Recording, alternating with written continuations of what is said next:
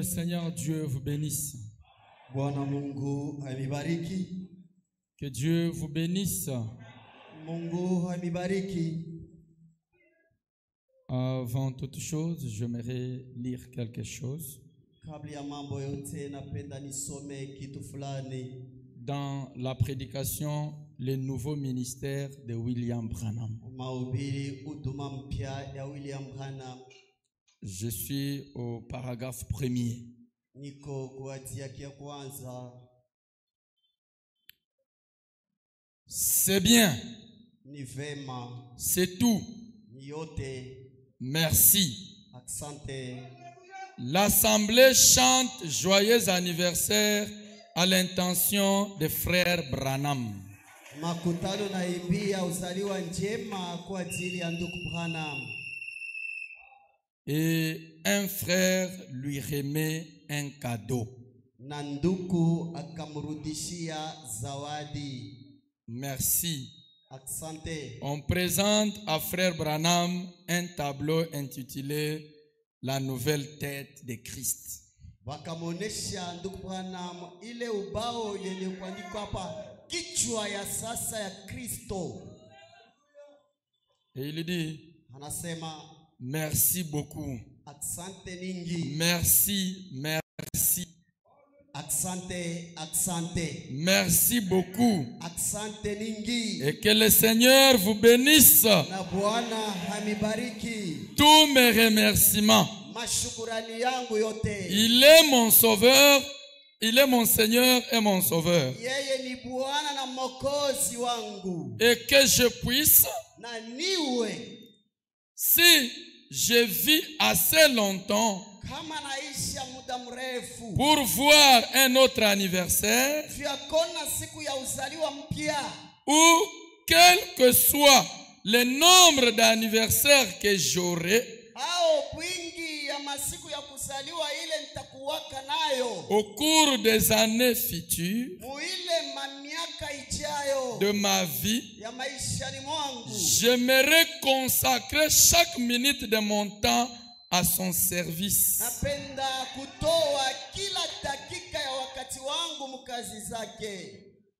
Même s'il n'est plus de ce monde. Vous savez que ce dimanche, c'est un dimanche spécial. Bon, je ne me rappelle pas, depuis que je suis croyant, je ne me rappelle pas un dimanche qui est tombé le 6 avril.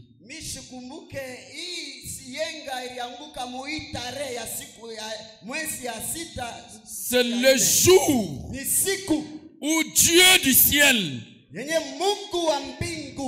encore visité pour la deuxième fois l'humanité.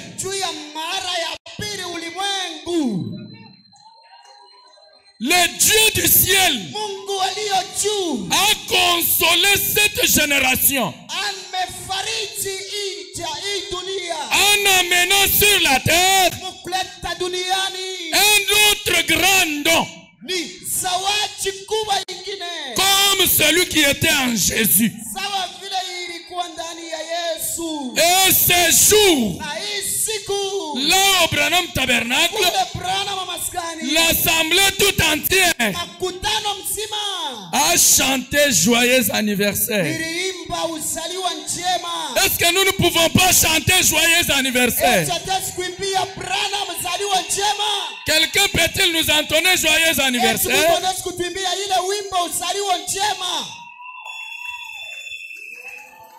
Joyeux anniversaire,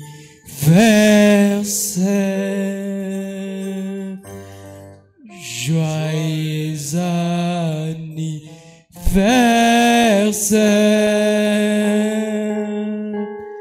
joyeux anniversaire, frère Branham, joyeux anniversaire, joyeux anniversaire,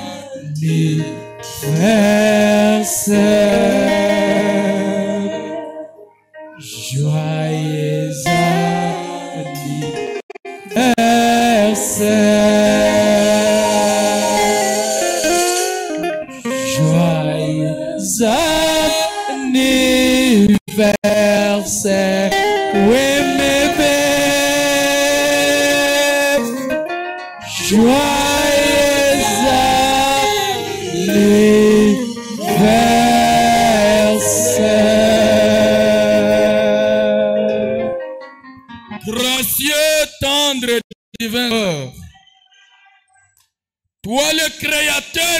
créé. Toi, le Dieu qui n'a ni commencement de jour ni fin de vie. Tu es le Dieu de William Branham. Non, tu n'es pas seulement le Dieu de William Branham, tu es aussi notre Dieu. Parce que tu n'as pas seulement visité William Branham, mais tu as aussi visité toute cette génération.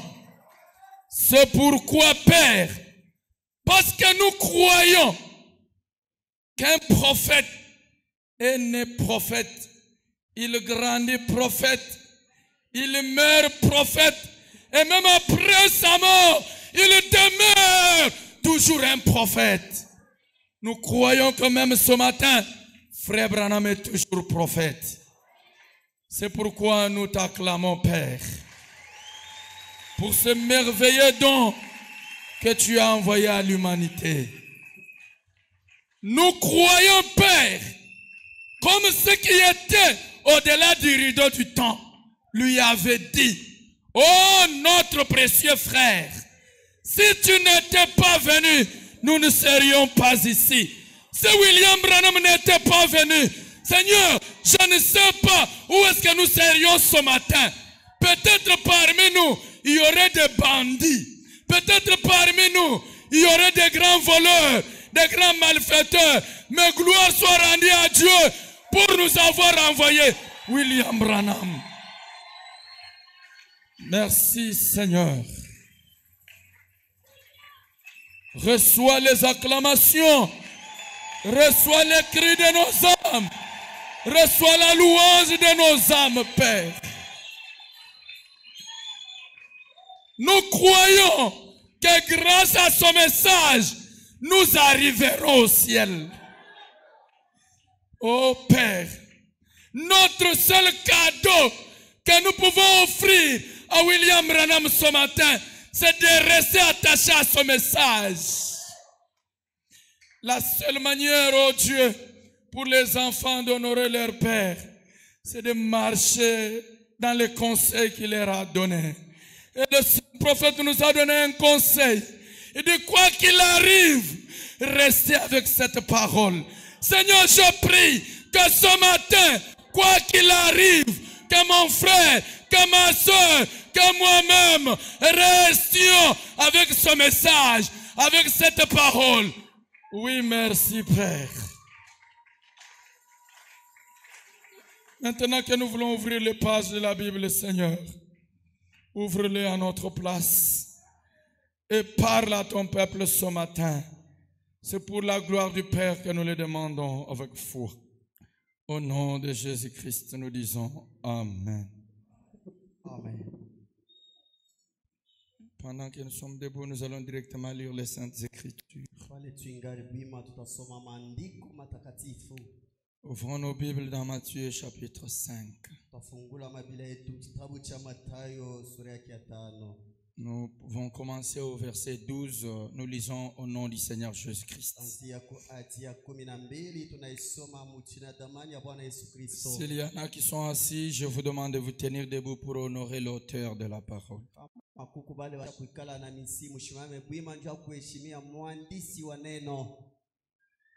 Réjouissez-vous et soyez dans l'allégresse parce que votre récompense sera grande dans les cieux. Car c'est ainsi qu'on a persécuté les prophètes qui ont été avant vous. Vous êtes le sel de la terre. Mais si le sel perd sa saveur, avec quoi la lui rendra-t-on? Il ne sert plus qu'à être jeté dehors et foulé aux pieds par les hommes. Vous êtes la lumière du monde. Une ville située sur une montagne ne peut être cachée. Et on n'allume pas une lampe pour la mettre sous le boiseau, mais on la met sur le chandelier et elle éclaire tous ceux qui sont dans la maison. Que votre lumière luise ainsi devant les hommes, afin qu'ils voient vos bonnes œuvres et qu'ils glorifient votre Père qui est dans les cieux. Que Dieu ajoute des bénédictions à la lecture de sa parole. Bwana aongeze baraka kuusomi wa neno lake. Que Dieu vous bénisse. Mungu amibariki. Nous bénissons le nom de l'Éternel pour sa grâce, Tunashukuru jina ya wa milele juu ya neema. qui a voulu que nous soyons rassemblés ici ce matin. Anaitikia tukusanikwe hii asubuhi pa hii fasi. Notre berger a fait un tout petit déplacement. Mchungaji wetu anasafiri kidogo. Il est allé consoler l'un de ses fils qui a perdu son père à Colosie. Anaenda kufariti mmoja wa batoto wake ule alipotesha kufisha baba yake. Le pasteur Justin, que vous connaissez tous très bien, Pasteur Justin, mwenyewe mnajua mzuri, il sera ici au courant de la semaine ici. atarudia kati ya juma. Et c'est par cette occasion qu'il a voulu que je puisse parler un peu à sa place. Ni kwa hii bati anaruhusu nipate kusema pa fasi yake. Alors je lui suis très reconnaissant. Pale nakuwa na shukrani mbele yake. Même s'il n'est pas présent, que le Dieu de William Branham le bénisse très richement. Hata kama shiko hapa, Mungu wa William Branham ambariki. Et que Dieu vous bénisse aussi. Na Mungu emibariki pia. Alors sans plus tarder, nous allons entrer directement pour aborder une portion de la parole. Bila kukawia tutaingia njoo kuhubiri sehemu ya neno. Ce n'est pas un message à donner ce matin, je vais reprendre quelque chose prêché par le prophète. Mimi sina na ujumbe ya kuleta hii asubuhi, nitarudilia ujumbe yenyewe nabii alihubiri. À partir de cette écriture que nous avons lue dans Matthieu 5, 12 à 16, Tangia muia ndiko tunatoka mtabu cha Mathayo sura yake ya 5:12. le prophète a prêché un message intitulé « Que votre lumière luise ainsi devant les hommes » Nabii alihubiri ile ujumbe ile alipanga kusema mwangaza yenu yangaze hivi kati ya watu, ou les panneaux publicitaires. au ubao wa tangazo. Et c'est de ça que nous allons parler ce matin. Ni kwa ajili ya hii tutasemea hii asubuhi. Que votre lumière luise ainsi devant les hommes, Mwangaza yenu yangaze hivi mbele ya watu, ou les panneaux publicitaires de Dieu. au ubao wa tangazo wa Mungu. Alors, j'aimerais lire un petit quelque chose au préambule ici. Mimi napenda kusoma kitu kimoja hapa. Je suis dans la prédication « Allez dire à mes disciples ». Niko mahubiri, mwende mwambie wanafunzi wangu. Je lis quelque chose au paragraphe 41 ici au milieu. 41 kati mule. Frère Branham dit ceci. Bwana anasema hivi. Je suis à la traduction Shekinah. Ni ukabwa wa Shekina. Il dit la vie de tous les grands hommes Na kusema maisha batu bakubwa bote nous rappelle que nous pouvons rendre nos vies sublimes. inetukumbusha kusema tunaweza kufanya maisha yetu ikuwa ya juu.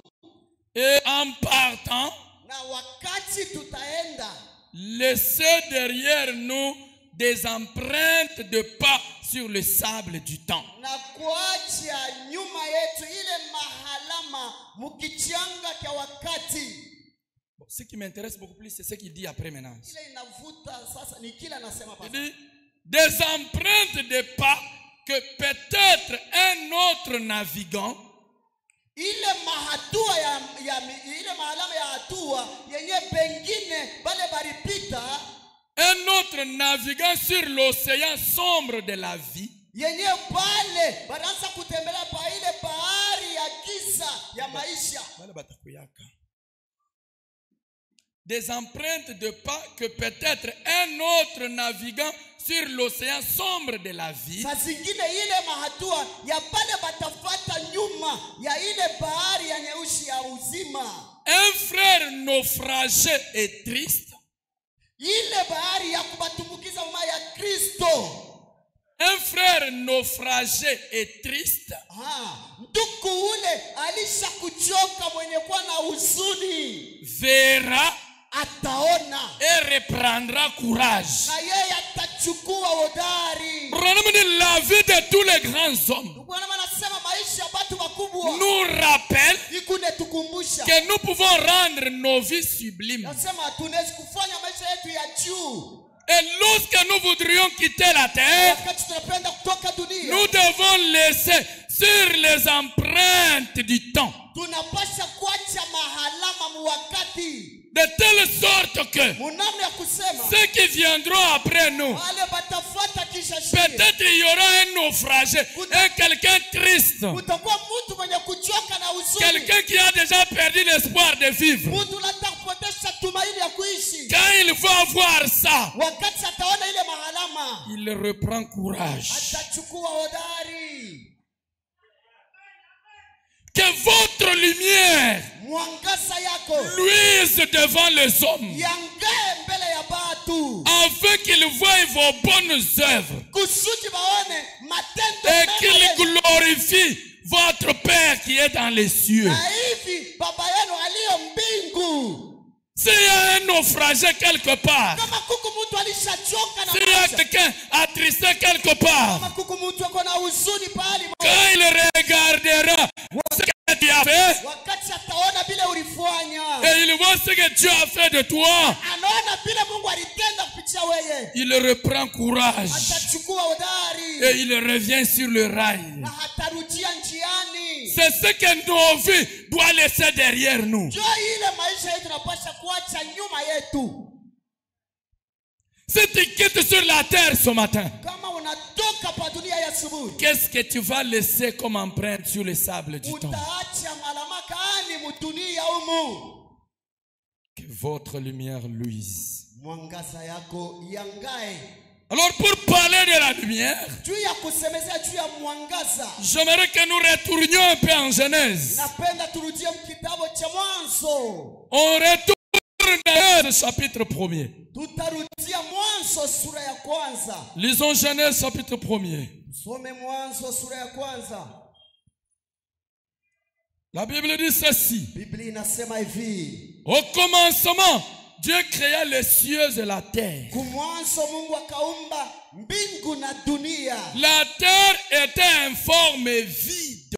Hii dunia ilikuwa ni umbo ya utupu. Il y avait des ténèbres à la surface de l'abîme. Pai bulongo bote palikuwa ni giza. Et l'Esprit de Dieu se mouvait au-dessus des eaux. Na roho ya Mungu ilikuwa inatambala juu ya bahari. Moi, quand je lis ici, Hiyo wakati nasoma je hapa, n'ai pas encore vu mishi aona. Dieu dit Mungu anasema, que cela était bon. nasema ile ilikuwa vema. Non, Bado il y avait les ténèbres kulikuwa giza sur la surface de la terre. kwa dunia La mzima. Bible dit, Na Biblia inasema Dieu créa les cieux et la terre. Mungu akaumba mbingu na La dunia. terre était informe et vide. Na ile ulimwengu ilikuwa ni Il kiviringo. y avait des ténèbres à la surface de l'abîme. Kulikuwa giza pahali Et pote. l'Esprit de Dieu se mouvait au-dessus des eaux. Na roho ya Mungu ilikuwa inatambala juu ya bahari. Dieu dit Mungu akasema que la lumière soit. na mwangaza iwe, Et la lumière fut. na ikaonekana. Est-ce qu'on est ensemble? Eti tuko pamoja. Dieu dit Mungu que anasema la lumière soit. mwangaza Et iwe, la lumière fut. na mwangaza ikaonekana. Dieu vit. Mungu akaona. Dieu vit que la lumière était bonne. Mungu akaona sema mwangaza ilikuwa vema. Et Dieu sépara la lumière d'avec les ténèbres. Mungu akaachanishwa mwangaza na giza. Quand Dieu a créé, Wakati aliumba, il a créé les cieux et la terre. umba mbingu na Il a dunia, vu que la terre était informe. akaona sema bulongo bulikuwa ni kiviringo, La terre n'avait pas de forme, ni haikukuwa na umbo, était vide. ilikuwa Et bure, il y avait les ténèbres. kulikuwa giza. Dieu regarde. Mungu anaangalia, Il dit ça c'est pas bon. anasema hii haiko mzuri, En tout cas ça c'est pas bon. hii haiko vema. Il dit que la lumière soit. Akasema mwangaza Et la iwe, lumière fut. na mwangaza ikaonekana. Parce que vous devez comprendre. Unapasha kujua, On dit que votre lumière luise. wanasema mwangaza yako yangae. Cela suppose Ile inawasia que vous avez une lumière. ya kusema Mungu na mwangaza. Mais qu'est-ce qui va luire si vous n'avez pas de lumière? Sasa ni nini itangaa kama una na Donc mwangaza? premièrement, Kia il kwanza faut avoir une lumière inabidi uwe na pour mwangaza que la lumière puisse luire. kusudi yo yangae, Que votre lumière luise. mwangaza yako yangale. Est-ce que vous avez la lumière? Eti muko na mwangaza. Est-ce que vous avez la lumière? Eti muko na mwangaza. Quelle est la lumière qui va luire? Ni mwangaza kayanga. Alors nous devons comprendre Tutaelewa. ce qu'est cette lumière. Na maana ya ile mwangaza. Et là, Na pale nous allons voir tutaona si nous l'avons ou pas. kama tuko na ile mwangaza au hapana. Parce que si vous n'en avez pas, Kama una nayo. ici, Hapa. on parle à ceux qui ont la lumière. Beko nasemeza kwa bale wenye kuwa na mwangaza. Que votre lumière luise. Mwangaza yako yangae. Maintenant, pour commencer, vous n'avez pas de lumière. Bon, juu ya kwanza kama una nayo. Qu'est-ce qui va luire alors? Sasa ile tangala mbele ya bantu ni nini? Alors il dit que la lumière soit et la lumière fut. Mungu akasema mwangaza iwe na ikakuya. Et Dieu vit que la lumière était bonne. Na Mungu akaona kusema ile mwangaza ilionekana ilikuwa vema. Quand Dieu a regardé le chaos, Wakati aliona kushindwa. il regarde le chaos. Anaangalia ile bichi. Dieu n'a pas aimé ça. Mungu asikupende Dieu a dit que la lumière soit. Akasema Et mwangaza. quand la lumière a apparu, Wakati kaonekana. Dieu vit que la lumière était bonne. Akasema mwangaza ilikuwa vema. Est-ce qu'on est ensemble? Eti tunafuatana. Quand Dieu voit que la lumière était bonne, Wakati aliona sema mwangaza ilikuwa il mzuri. sépare la lumière d'avec les ténèbres. Akachanisha mwangaza na nuru. Il y a quelque chose Kuna kitu que moja j'aime dans la lumière. kenye kiko ndani ya mwangaza. C'est que quand la lumière apparaît, Wakati mwangaza inaonekana, aussi grande que soit l'obscurité, hata giza iko kabambi elle doit disparaître. itapotea. Aussi grande que soit l'obscurité, Hata giza iko kabambi. aussi grande que les ténèbres, Hata vile giza iko mnene. lorsque la lumière apparaît, Hata kama mwangaza kidogo elle inaonekana, dissipe les ténèbres. giza itapotea. Elle dissipe l'obscurité. Ile giza itapotea. Mais Lakini l'obscurité giza ne peut jamais éliminer la lumière. haiwezi kamwe kufunika mwangaza. Allumez cette ampoule. Wewe wakishaida Vous le voyez souvent. unaionaka kila mara. Vous pouvez être dans la salle de fête. Unaweza mchumba karamu. Il est déjà nuit. Ni kusema ni usiku isha. Vous ne savez pas que c'est la nuit. Haujua sema ni usiku. Pourquoi? Bona. Parce qu'il y a la lumière. Ndio kuna mwangaza. Les ténèbres Giza ne peuvent pas éteindre la lumière. haiwezi kuzimiza kamwe mwangaza. Les ténèbres Giza ne peuvent pas éliminer la lumière. haiwezi kutosha na kuzimiza Il n'y mwangaza. a que la lumière Ipaka mwangaza. qui a la capacité Ilikuwa na uwezo d'éliminer les ténèbres. ya kumeza ile Je veux dire à quelqu'un maintenant kuonesha mtu ijioni. que Dieu Mungu a ce qui est plus fort que le diable a. yeye eko na kianguvu kenye shetani achina nacho. Dieu a la lumière, Mungu eko na mwangaza. le diable a les ténèbres. Shetani eko na giza. Lorsque la lumière apparaît, Wakati mwangaza les unaonekana, ténèbres doivent giza disparaître. inapotea. L'obscurité doit disparaître. Giza itapotea. Oh, s'il y avait l'obscurité dans ta vie ce matin, Kama kulikuwa giza maishani mwako je Yesu, prie que la lumière entre dans ta vie. naomba mwangaza ingie maishani mwako. Il y a Dieu Kuko Mungu qui a la lumière ungekuwa na et il y mwangaza a Satan na qui shetani a les ténèbres. ungekuwa na giza. Quand la lumière apparaît, Wakati giza ina mwangaza les inaonekana, ténèbres doivent disparaître. giza ni kafuku. Mais s'il y a la lumière allumée ici, Kama kuku mwangaza ni kuhakisha hapa, même si les ténèbres viennent, hata kama kabambi wa giza anaonekana, elles ne vont pas éteindre cette lumière. haiwezi kuzimiza mwangaza. C'est la vérité. Ni kweli. Dieu Mungu a ce qui est de plus beau. eko na kile kenye kwa vema. Ce que Dieu a Kile Mungu eko nakyo est plus fort iko ya nguvu que ce que le diable a. kuliko giza ya shetani. Ce que Dieu a Kile Mungu eko est nakyo plus fort ni que kenyesi ce que le diable a. kuliko kia shetani. L'expiation est plus forte que le péché. Ondolevu iko nguvu sana kuliko dhambi. La guérison est plus forte que la maladie. Ile matunzo iko nguvu sana kuliko magonjwa. La vie Uzima est plus forte que la mort. iko na nguvu kuliko kifo. Je ne parle pas de la vie ordinaire. Nishisemezee maisha Je kawaida. parle de la vie Zoé. Ninasemezea maisha ya Kristo. Lorsque la vie Zoé Wakati wakati maisha ya est Kristo dans un homme, inaingia ndani ya la mtu, mort ne peut pas le tuer. kifo haiwezi kuua ule mtu. La vie Uzima est plus forte que la mort. Roho Mtakatifu yuko wa nguvu kuliko L'expiation ondolevu est plus forte que le péché. iko ya nguvu sana kuliko dhambi. Qu'est-ce qui a existé avant? Ni nini ilikuwa kumbele? C'est l'expiation ou le péché? Ni ondolevu wa dhambi au ni dhambi? C'est l'expiation. Ni ondolevu wa dhambi. Avant la fondation du monde, Kabla ya misingi ya dunia dans la yote, pensée de Dieu, mawazo ya Mungu, Dieu Mungu avait déjà pourvu un agneau. alikuwa tayarishia mwana kondoo. Dieu savait Mungu que alijua l'homme tomberait dans le péché. kama mtu atanguka katika dhambi. Vous voyez dans la vie ici, Hata mu maisha huko le plus fort, wa nguvu ce n'est pas celui qui n'est jamais tombé. ana ule ashesi kuanguka. Non. Le plus fort, Wa nguvu c'est celui qui est capable de tomber et de se relever. ni ule anaweza kuanguka na analamuka.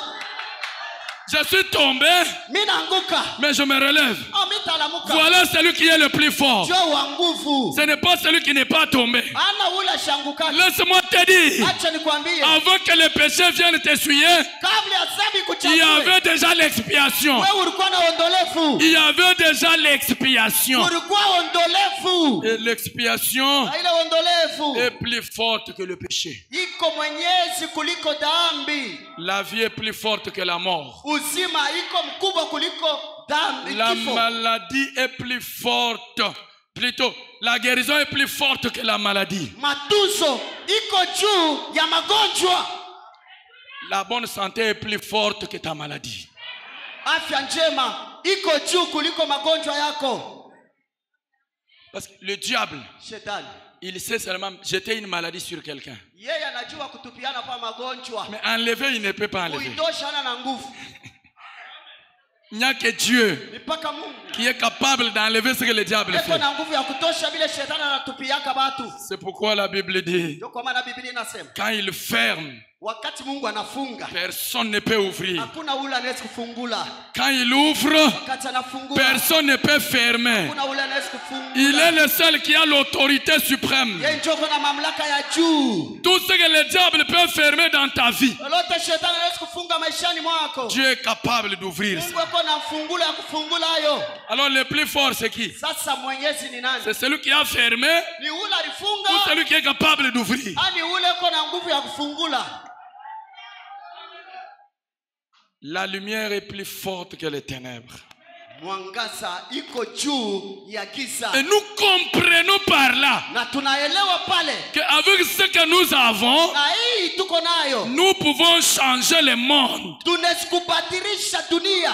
Écoutez-moi très bien. Munifate mzuri. Avec ce que nous avons, Na mwangaza ile tuko nayo c'est nous ni shie, qui devons changer le monde. tungebadilisha dunia, Mais le monde lakini ne dunia peut pas nous changer. haiwezi kutubadilisha shie. C'est nous Ni qui shie devons donner le modèle au monde tunaweza kupatia mfano kumuua et non pas le contraire. ana kinyume. Ce sont les païens. Ni C'est mapagano le monde wa qui mdunia doit chercher à ressembler aux chrétiens. wao wanapasha kujiunganisha Non pas les chrétiens iko Bakristo chercher à ressembler au monde. bafanane na batu wa Est-ce que dunia. quelqu'un dit Amen? Eti mtu anasema amina.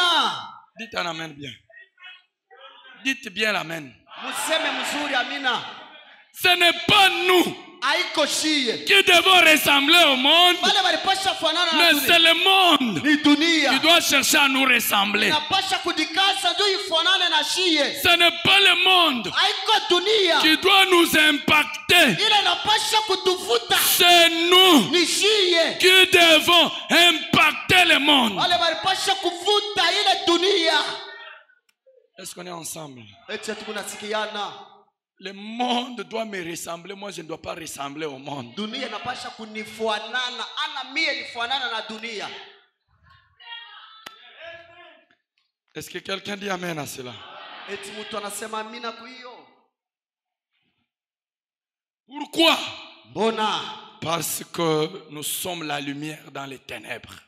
tuko ni mwangaza ndani ya giza. Moi, je suis la lumière dans les ténèbres. Niko mwangaza ndani ya giza. Tu es la lumière dans les ténèbres. Wewe ni mwangaza mgiza. Les ténèbres ne peuvent pas t'éteindre. Na ile giza Yesu kukuzimisa. Les ténèbres ne peuvent pas t'éliminer. Yesu kukutosha. C'est toi la lumière Wewe mwangaza qui doit éliminer les ténèbres. Unapasha kumeza ile giza. Alors, promettez-moi que vous allez continuer à dire Amen. Wewe niambia kusema mtaendelea na kusema amina. Le monde Dunia doit nous ressembler. inapasha kudikaza ifuanane na shi. Ce n'est pas nous Haiko shie. qui devons chercher à ressembler au monde. Tufanye nguvu sasa tufanane na dunia pana.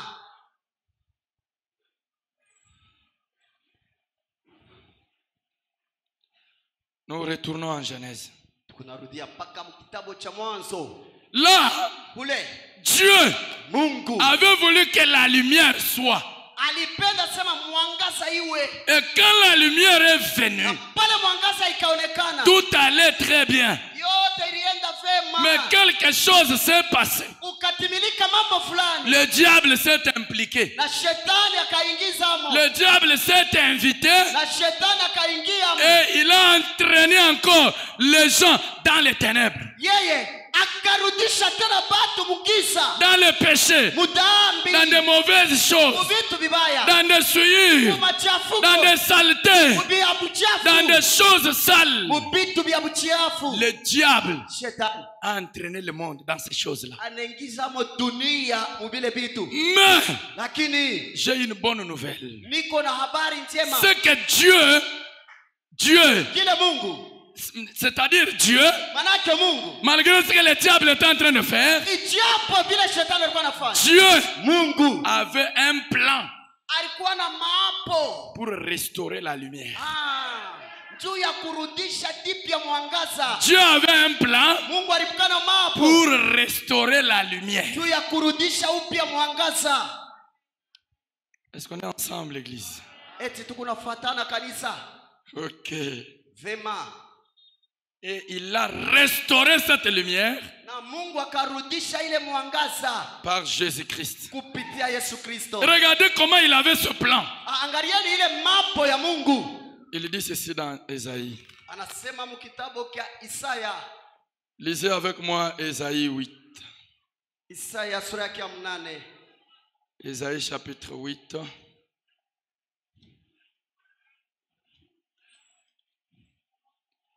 Ésaïe 8, le verset 23. Ati 23. Je commence même au verset 22. Il dit ceci. Anasema hivi. Puis il regarda vers la terre. Na kisha akaangalia pa budongo. Et puis il regardera vers la terre. Kisha Mungu ataangaliaka dunia. Et voici, Na tazama, il n'y aura que détresse, kutakuwa paka huzuni, obscurité giza et des sombres angoisses. na ile vitu vya ile mahuzuni ya giza. Il sera repoussé dans d'épaisses ténèbres. Batasukumwa muile kabambi ya giza. Le verset 23. 23. Mais Lakini les ténèbres ne régneront pas à toujours. giza haitadumu lote. Mais les ténèbres ne régneront pas toujours sur la terre où il y a maintenant des angoisses. Ile giza haitaendelea na kutawala pa dunia kwenye hapa sasa kuku mahuzuni. Mais les ténèbres ne régneront pas toujours sur la terre où il y a maintenant des angoisses. Giza haitatawala paka lote pa hii dunia kwenye kuwa kuku mahuzuni. Si le temps passé ont couvert d'opprobre le pays de Zabulon et le pays de Nephtali, Kama wakati ya zamani ile giza ilifunika ile mji ya Neftali na Zabulon, les temps à venir couvriront de gloire la contrée voisine de la mer. na hii wakati ya leo itafunika ile mamiji ya leo. Au-delà du Jourdain, Ile ngambo ya pili ya le Yordani. territoire des gentils. Hata materitoire ya batu ya mataifa. Si le temps passé, Kama wakati ya on zamani. couvert d'opprobre Palifunikwa na haya. le pays de Zabulon et de Nephtali. Mainchi ya Zabulon na Neftali. Les temps à venir Ile mashuku ijayo. couvriront de gloire. Itafunikwa na utukufu. Donc là où il y avait les ténèbres, Pale palikuwa giza. il doit y avoir un temps Unapaswa kuwa où les ténèbres vont disparaître kwenye giza itapotea. et la lumière apparaît. Na mwangaza inaonekana.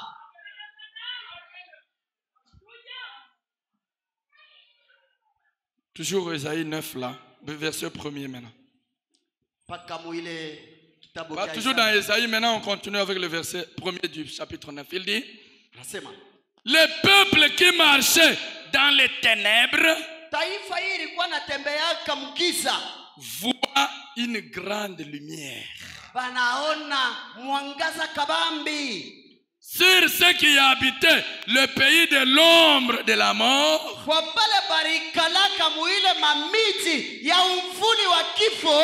la lumière resplendit. Mwangaza ikazambalashwa. Donc, sur ceux qui habitaient le pays dans l'ombre de la mort, Kwa pale bakati ba ile mumvuli wa lufu. la lumière resplendit. Mwangaza ikaonekana ikawaka. Donc, si tu étais assis dans l'ombre de la mort, Kama ulikala mumvuli wa la kifo. lumière resplendit. Mwangaza ikawaka. Et cela s'est accompli avec le Seigneur Jésus-Christ. Na ile itimilika na Bwana Yesu Kristo. Lisons-les dans Matthieu 4. Tuisome kitabu cha Mathayo sura ya 4. On est en train de lire la Bible, non? Ni Biblia ile tuko nasoma. La Bible dit, je suis dans Matthieu 4. Biblia inasema kitabu cha Mathayo sura ya 4.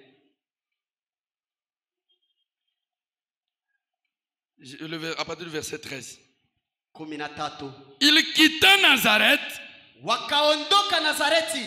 Il quitta Nazareth, Yesu. Akatoka Mnazareti. Et vint demeurer à Capernaum, Na akakuwa kuikala Mkapernaumu. situé près de la mer, Yenye kuwa pembeni ya bahari. dans le territoire de Zabulon et de Nephtali, Muile timbo ya Zabulon na Neftali. afin que s'accomplisse ce qui avait été annoncé par Esaïe le prophète. Kusudi itimilike ile Isaya nabii alitangazaka. Le peuple de Zabulon Ile taifa ya Zabuloni et de Nephtali, na ya Neftalia. le peuple de Zabulon Taifa ya et Zabuloni de Nephtali. na kisha ya Neftalia. Ce que je voulais vous dire, Ile mnapenda c'est que kuniangalia. ces gens-là, Kusema bale batu c'était des gentils. ilikuwa ni watu wa mataifa. C'était des gentils. Watu wa mataifa. Mais comment Jésus va quitter chez les Juifs? Je, Yesu atatoka kubayahudi? Il va aller s'installer chez les gentils. Anaenda kuikala kubatu wa mataifa. Écoutez, Sikieni. le peuple de Zabulon Watu wa Zabuloni na Neftalia. et de Nephtali, Wa Neftalia de la contrée voisine de la mer, ya ile muji ya kupembeni ya bahari. du pays au-delà du Jourdain Na ile muji ya ngambo ya pili ya et Yordani. de la Galilée des gentils. Na ile Galilaya watu wa mataifa. Ce peuple, Bale batu assis dans les ténèbres, walikuwa walisha kuketi mgiza. a vu Wakaona une grande lumière. mwangaza kabambi. Et Na sur ceux qui étaient assis kwa pale balikuwa balisha ikala dans mgiza. la région de l'ombre de la mort, Ile kiwambo kia mauti ya la baba. lumière s'est levée. Mwangaza ikaonekana. Ceux qui étaient assis dans la région de l'ombre de la Wale mort. walikala mkiwambo ya uvuni wa kifo. Donc même si dans ta famille, Hata kama ni mjamaa. c'était une région de l'ombre de la mort. Ilikuwa ni fasi ya kiburi. Là où il n'y a pas Jésus, il y a la mort. Kule Yesu ashiko ni kifo. Là où Jésus n'est pas là, Kule Yesu ce ashiko. qui est, c'est la mort. Kile kiko hako ni kifo. Mais regardez ce que Jésus fait. Angalieni kile Yesu anafanya. Chez les gentils, il n'y avait pas Jésus, il y avait la mort. Amen. Kubatu wa mataifa bakuwa na Yesu walikuwa na kifo. Et Jésus quitte. Yesu anatoka. Il vient s'installer dans ces régions-là. Anakuwa kuikala pamoja na batu. Et la Bible dit, ce peuple-là, Biblia inasema assis dans les ténèbres, ile taifa balisha ikala assis dans le péché, benye kuikala katika assis dhambi. dans le paganisme, Balikuwa muikala mumapagano. a vu Wakaona une grande lumière. kabambi wa mwangaza.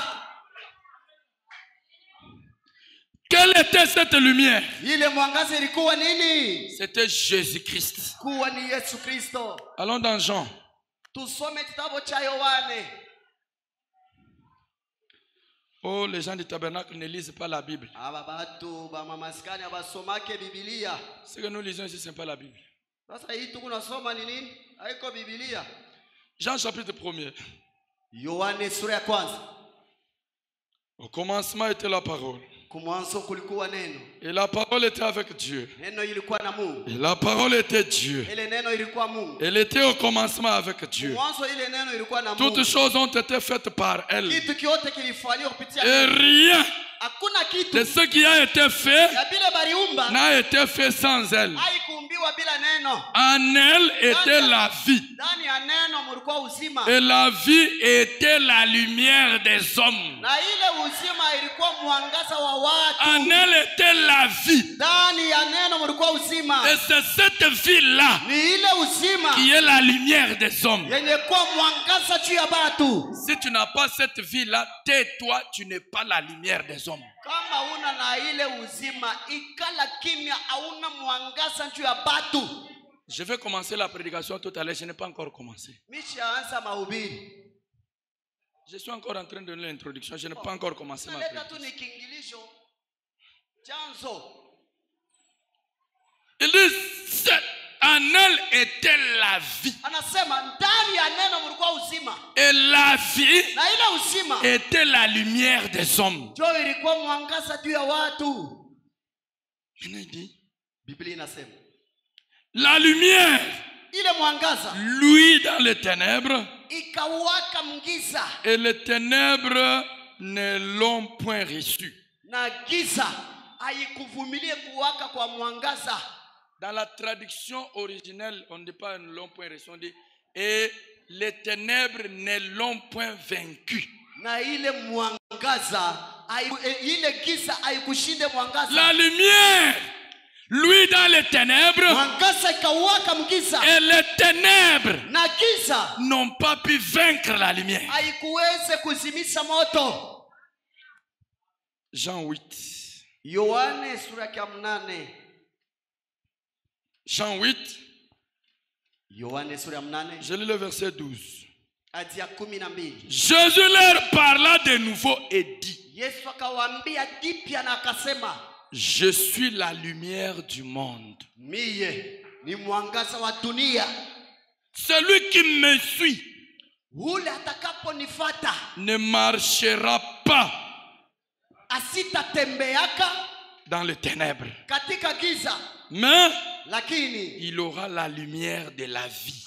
atakuwa na mwangaza wa uzima. Ça c'est Jésus. Ukisema Yesu Il dit, je suis la lumière du monde. eko napika mkifua sema mimi ndio mwangaza wa dunia. Donc la lumière du monde, Mwangaza wa dunia c'est Jésus. ni Yesu. Maintenant il dit, Na anasema celui qui me suit ule atakaponifuata ne marchera pas dans les ténèbres, atatembea tena mais mgiza, il aura atakuwa la lumière de la vie. na mwangaza wa Donc uzima. celui qui suit Christ, Ule atafuata Kristo lui-même, ye pekee. il devient une lumière. Si unakuwa mwangaza, unafuata mwangaza, unabegeuka unakuwa mwangaza. Est-ce qu'on évolue ensemble? Eti tuko nasikiana. Celui qui suit Christ, Ule wa kufuata Kristo il reçoit anampokea, la lumière de la vie. anapokea mwangaza ya uzima. Il ne peut plus marcher dans les ténèbres. Hasiwezi kutembea katika giza. Cette lumière, Hii mwangaza c'est le Seigneur Jésus-Christ. ni Bwana Yesu Kristo. Et Jésus-Christ, Na Yesu Kristo quand il est allé au calvaire, wakati alienda il Kalvario a payé le prix pour notre liberté. alilipa bei juu ya uhuru wetu. Il a payé le prix pour notre péché. alilipa bei juu ya dhambi zetu. Il nous a sanctifiés. Alitutakasa Et quand il est monté, wakati alipanda juu, l'esprit qui était en lui, ile roho ilikuwa ndani yake, la vie qui était en lui, uzima ile ilikuwa ndani yake, n'est pas resté là. haikubakia mbinguni. Frère Branham dit, Branham anasema il a pris le corps, akachukua mwili, il a placé sur le trône akaiweka paenzi pour faire l'intercession. juu ya kufanya utetezi. Et c'est ce corps-là Na ni ile mwili ya Kristo que nous attendons. yenye tunaongojea. Si ce corps-là quitte le trône, Ile mwili kama natoka enzi, l'intercession est terminée.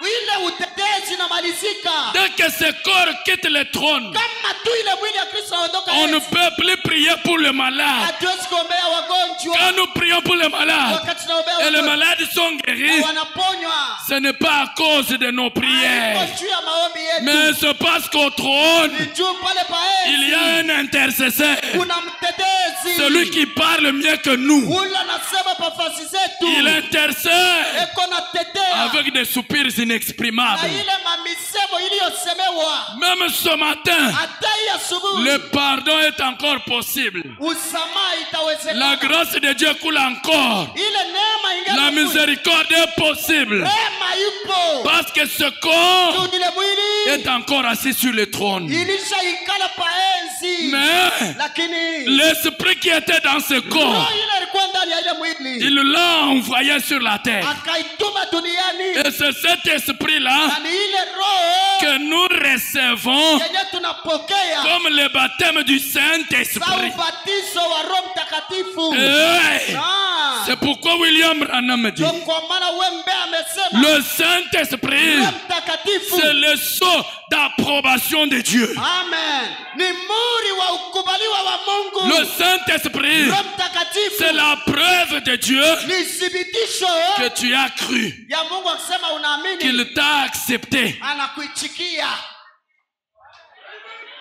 Branham dit, Branham anasema si Dieu kama Mungu ne t'a pas encore donné le Saint-Esprit, hayakupa Roho Mtakatifu, c'est-à-dire, manake il n'est pas encore arrivé au point où il te fait confiance. Mungu hayafika muile kimu yenyewe kuna kutumainia, hayaitikia imani yako.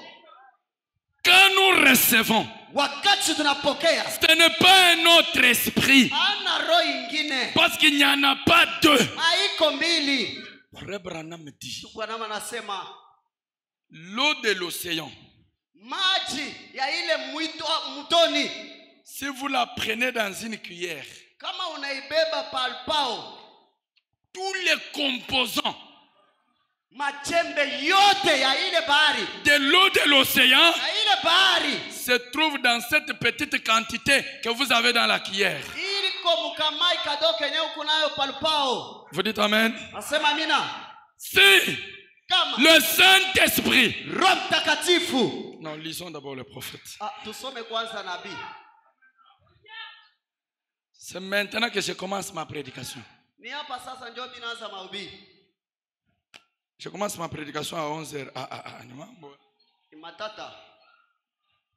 Frère Branham dit ceci. Nabii Branham anasema hivi. Je suis dans le message. Kwa mahubiri, La résurrection de Lazare.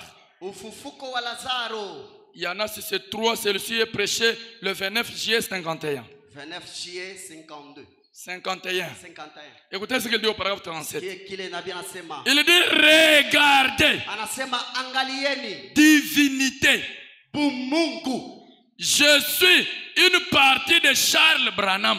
Mie huyu niko ni kipande ya Charles Branham. Parce que je suis né de Charles Branham. Tunazaliwa kupitia Charles Branham. Mon papa. Baba yangu mumwili. Je suis une partie de lui. Niko kipande ya Charles Branham. J'ai un front comme le sien. Hii uso yangu inafanana na ya Charles Branham. Mes cheveux sont comme les siens. Hata nywele yangu yuko saa yake. Je suis un homme de petite taille comme lui. Niko mtu mfupi sa Charles Branham. Est-ce qu'on peut lire ensemble là-bas? Eti tunaweza kusoma pamoja. Mes cheveux sont comme les siens. Nywele yangu yuko saa ya Charles Je Branham. suis un homme de petite taille Niko mtu mfupi comme lui. saa vile Charles Branham. J'ai sa nature Niko na uasili parce yake. qu'il est mon papa. Yu Charles Branham ni baba yangu. Et si nous devenons fils de Dieu Na kama tunakuwa batoto ba Mungu par l'esprit, kupitia roho, la divinité Mungu demeure dans l'homme. inakaa ndani ya mtu. Branham dit alléluia. Anasema haleluya. Vous parlez alors des yeux aveugles qui s'ouvrent. Wewe unasema na macho ya vipofu inafunguka. On dit que Banasemaka rien n'est impossible à Dieu. hakuna isiyowezekana mbele ya Mungu. Dieu a dit que rien n'est impossible pour vous si vous croyez. Na Mungu alisema hakuna isiyowezekana kwenu mwe kama mnaamini. Non pas pour Dieu, Haiko njia ya Mungu. mais vous. Lakini nini? La divinité Mungu est dans l'homme. iko ndani ya mtu. Écoutez, Sikieni. le Dieu même Mungu mwenyewe qui se tenait jadis sur l'estrade mythique des éternités, ule alikuwa anashimama pa ile enzi ya zamani ya umilele. qui a déployé le monde de ses mains Ule alitoa dunia kupitia mikono yake. et qui a créé ces choses, Na ule aliumba vitu vyote. vous donne le privilège Ananipatia bahati d'être son fils. ya kuwa mwanake. Et Na vous êtes une partie de lui. na mwaye pale mnakuwa sehemu ya Mungu. Et Dieu Na Mungu demeure dans l'homme. anaketi ndani ya mtu. Et l'homme lui-même Na mtu mwenyewe est qui? ni nani? Ni Mungu. Et l'homme lui-même est qui? Na mtu ni nani? Non, non, non, non, non, non, non. Hapana. S'il y avait une divinité ici, Kama Mungu elle mungekuwa allait pousser un cri de joie. angelalamika. Elle allait dire Amen. Wangesema mina. Parce que la divinité elle-même, Mungu. la divinité, Mungu. écoutez, Sikieni. même quand nous venons prier, Hata pale tunakuwa kuomba. Seigneur, Bwana. Seigneur, Bwana. il y a longtemps Kuna kawia. que la divinité Yenye Mungu. a déjà quitté le ciel. Ulitoka mbingu. La divinité Mungu. n'est pas au ciel, Haiko kumbingu. elle est sur la terre. Iko pa dunia. La divinité est en moi. Mungu buko ndani La yako. divinité est en toi. Mungu buko ndani La yako. divinité est en toi. Hata Mungu ni ndani yako. Quand je te parle, Kwa sababu si tu crois, kama unasema, ce que je dis doit arriver. kama unasema kitu na unaamini kile utasema Si kitafika. tu me parles Kama unasumbulia na mimi et si je te crois, na kama nakuaminia ce que tu me dis doit arriver. vile utasema vitafika. Pourquoi? Parce que Bona la divinité chupu a Mungu déjà quitté le ciel. ulishaondoka Elle mbingu. est sur la terre, Uko pa dunia. pas dans les arbres, Ana mumiti. mais Lakini dans un homme. ndani ya hema, En toi, ndani yako, en toi, ndani yako, en moi, ndani yangu. la divinité. Mungu. Branham dit, Nani anasema? il dit, Anasema le Dieu même là, ule qui Mungu, s'était tenu jadis sur l'estrade mythique des éternités ule Mungu alikuwa anakushimamaka muile masababu ya kumbingu. et qui a fait quoi? Alifanya nini? Qui a déployé ce monde Yeye aliumba dunia na et Israeli. qui a créé toutes ces choses. Aliumba kila kitu. Il vous donne Anakupatia le ile privilège fasili d'être son fils et sa fille. ya kuwa mtoto wake mwanaume mwanamke. Comme le fils de Charles Branham. Sa vile mtoto wa Charles Branham. J'ai les cheveux comme les siens.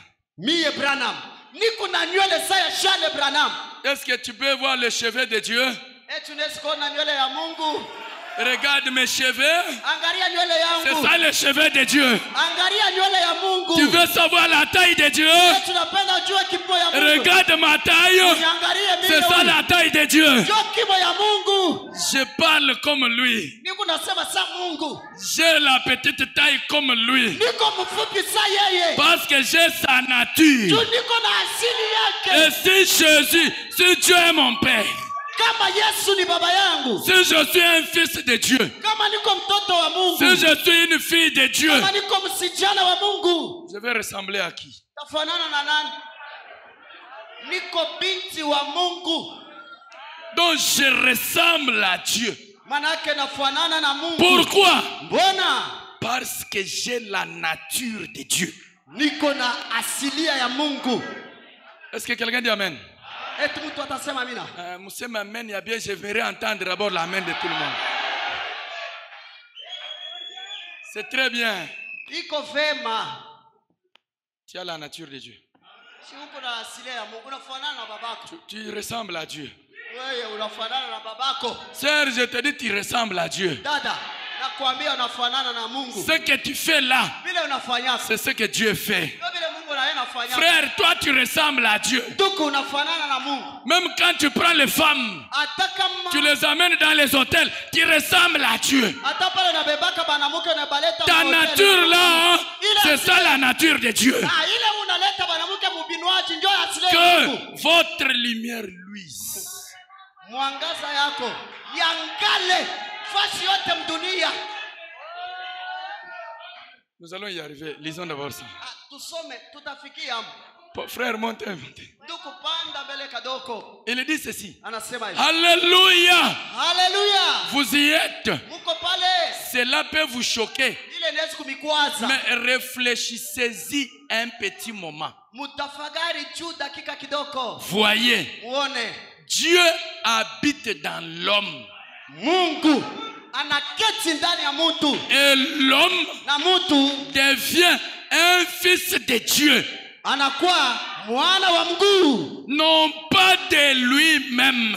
Haina shidifanya mtoto wa Mungu. Mais le Saint-Esprit qui est en lui est Dieu.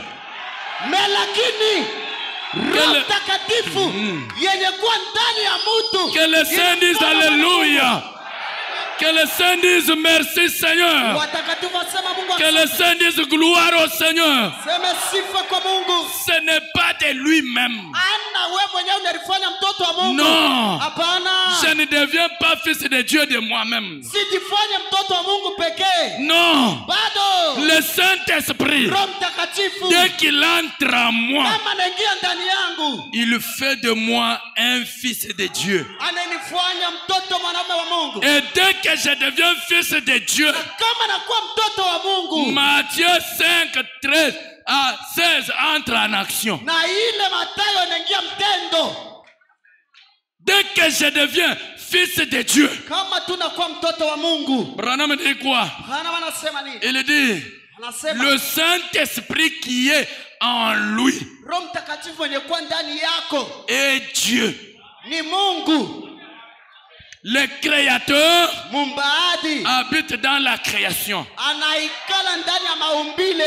Frère, sœur, c'est maintenant que nous devons nous arrêter pour voir ce que nous avons. Si c'est le Saint-Esprit ou c'est quelque chose d'autre. Parce que le Saint-Esprit fait de toi un fils de Dieu, une fille de Dieu, ayant la nature de Dieu, ressemblant à Dieu, agissant comme Dieu, parlant comme Dieu, marchant comme Dieu.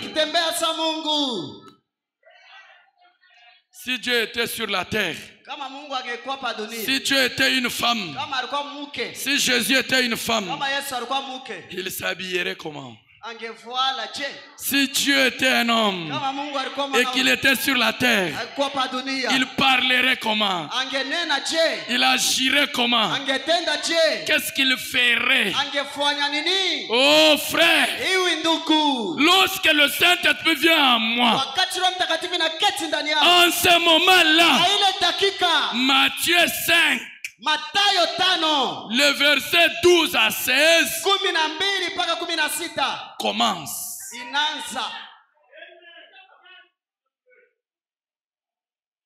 Vous dites Amen.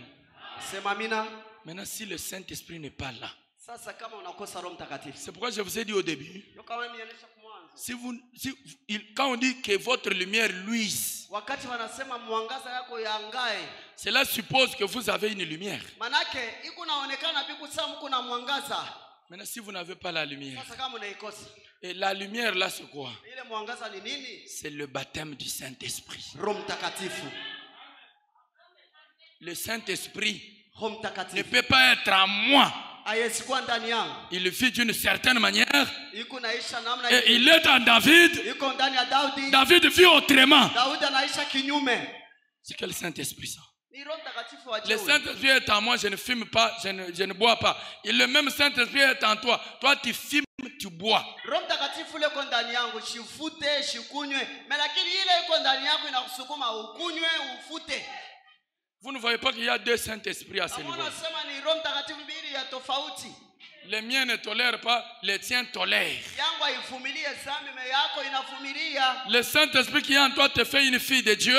Ile Roho Mtakatifu inakufanya binti wa Mungu. Mais celui qui est en moi, Lakini ule iko ndani mwangu, il fait de moi un coureur de jupons. yeye ananifanya kafuata wa banamuke. Quand bien même je prêche la parole, Hata vile nahubiri neno, c'est que ce n'est pas le même Saint-Esprit. ana njoo Roho Mtakatifu moya moya.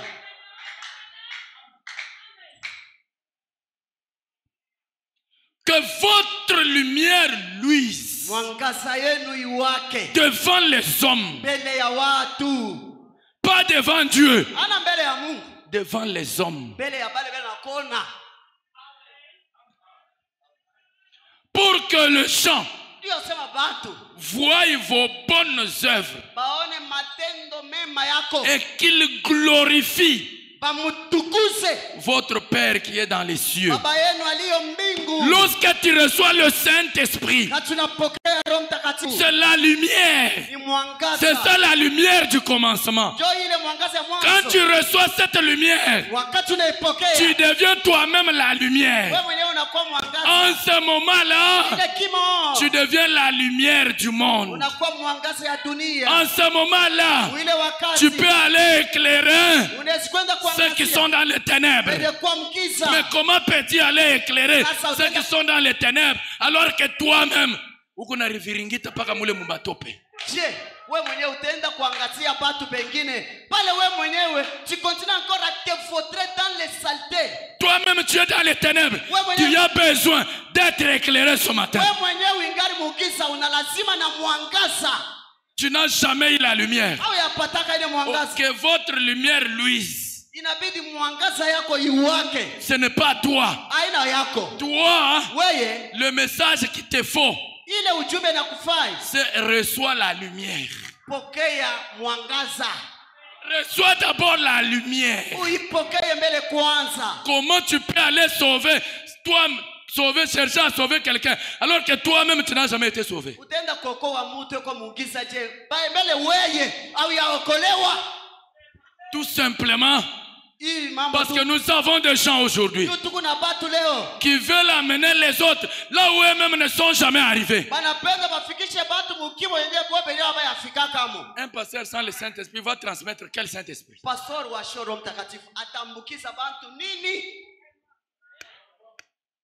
Ce n'est pas parce qu'on organise des réunions de réveil sur le Saint-Esprit. Non, ça ce sont des trompe-l'œil. Ana njoo ya kusema wanatenganisha ile mahubiri kwa ajili ya Roho Mtakatifu, ile beko na langanya ni lincho. Ce n'est pas ça. Ça c'est tromper les gens.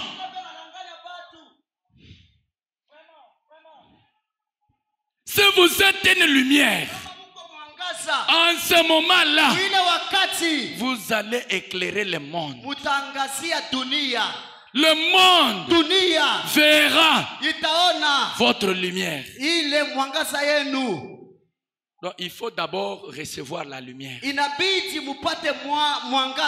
laisse-moi te dire ce matin, je ne prêche pas seulement d'être la lumière du monde, mais je prêche aussi à ceux qui ne sont pas encore la lumière, de devenir la lumière ce matin.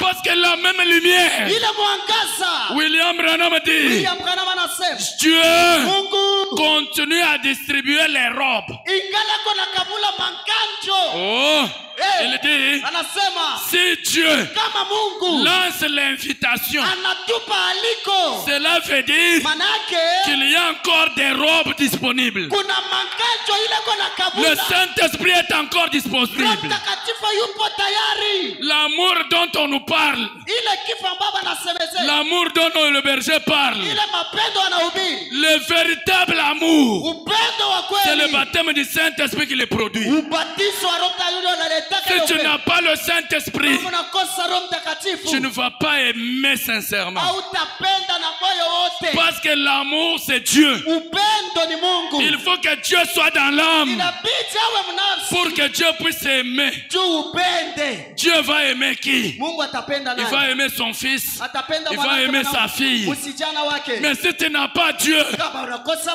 Dieu ne Mungu, peut pas aimer son fils et sa fille. Mungu hashezi kupenda watoto wake.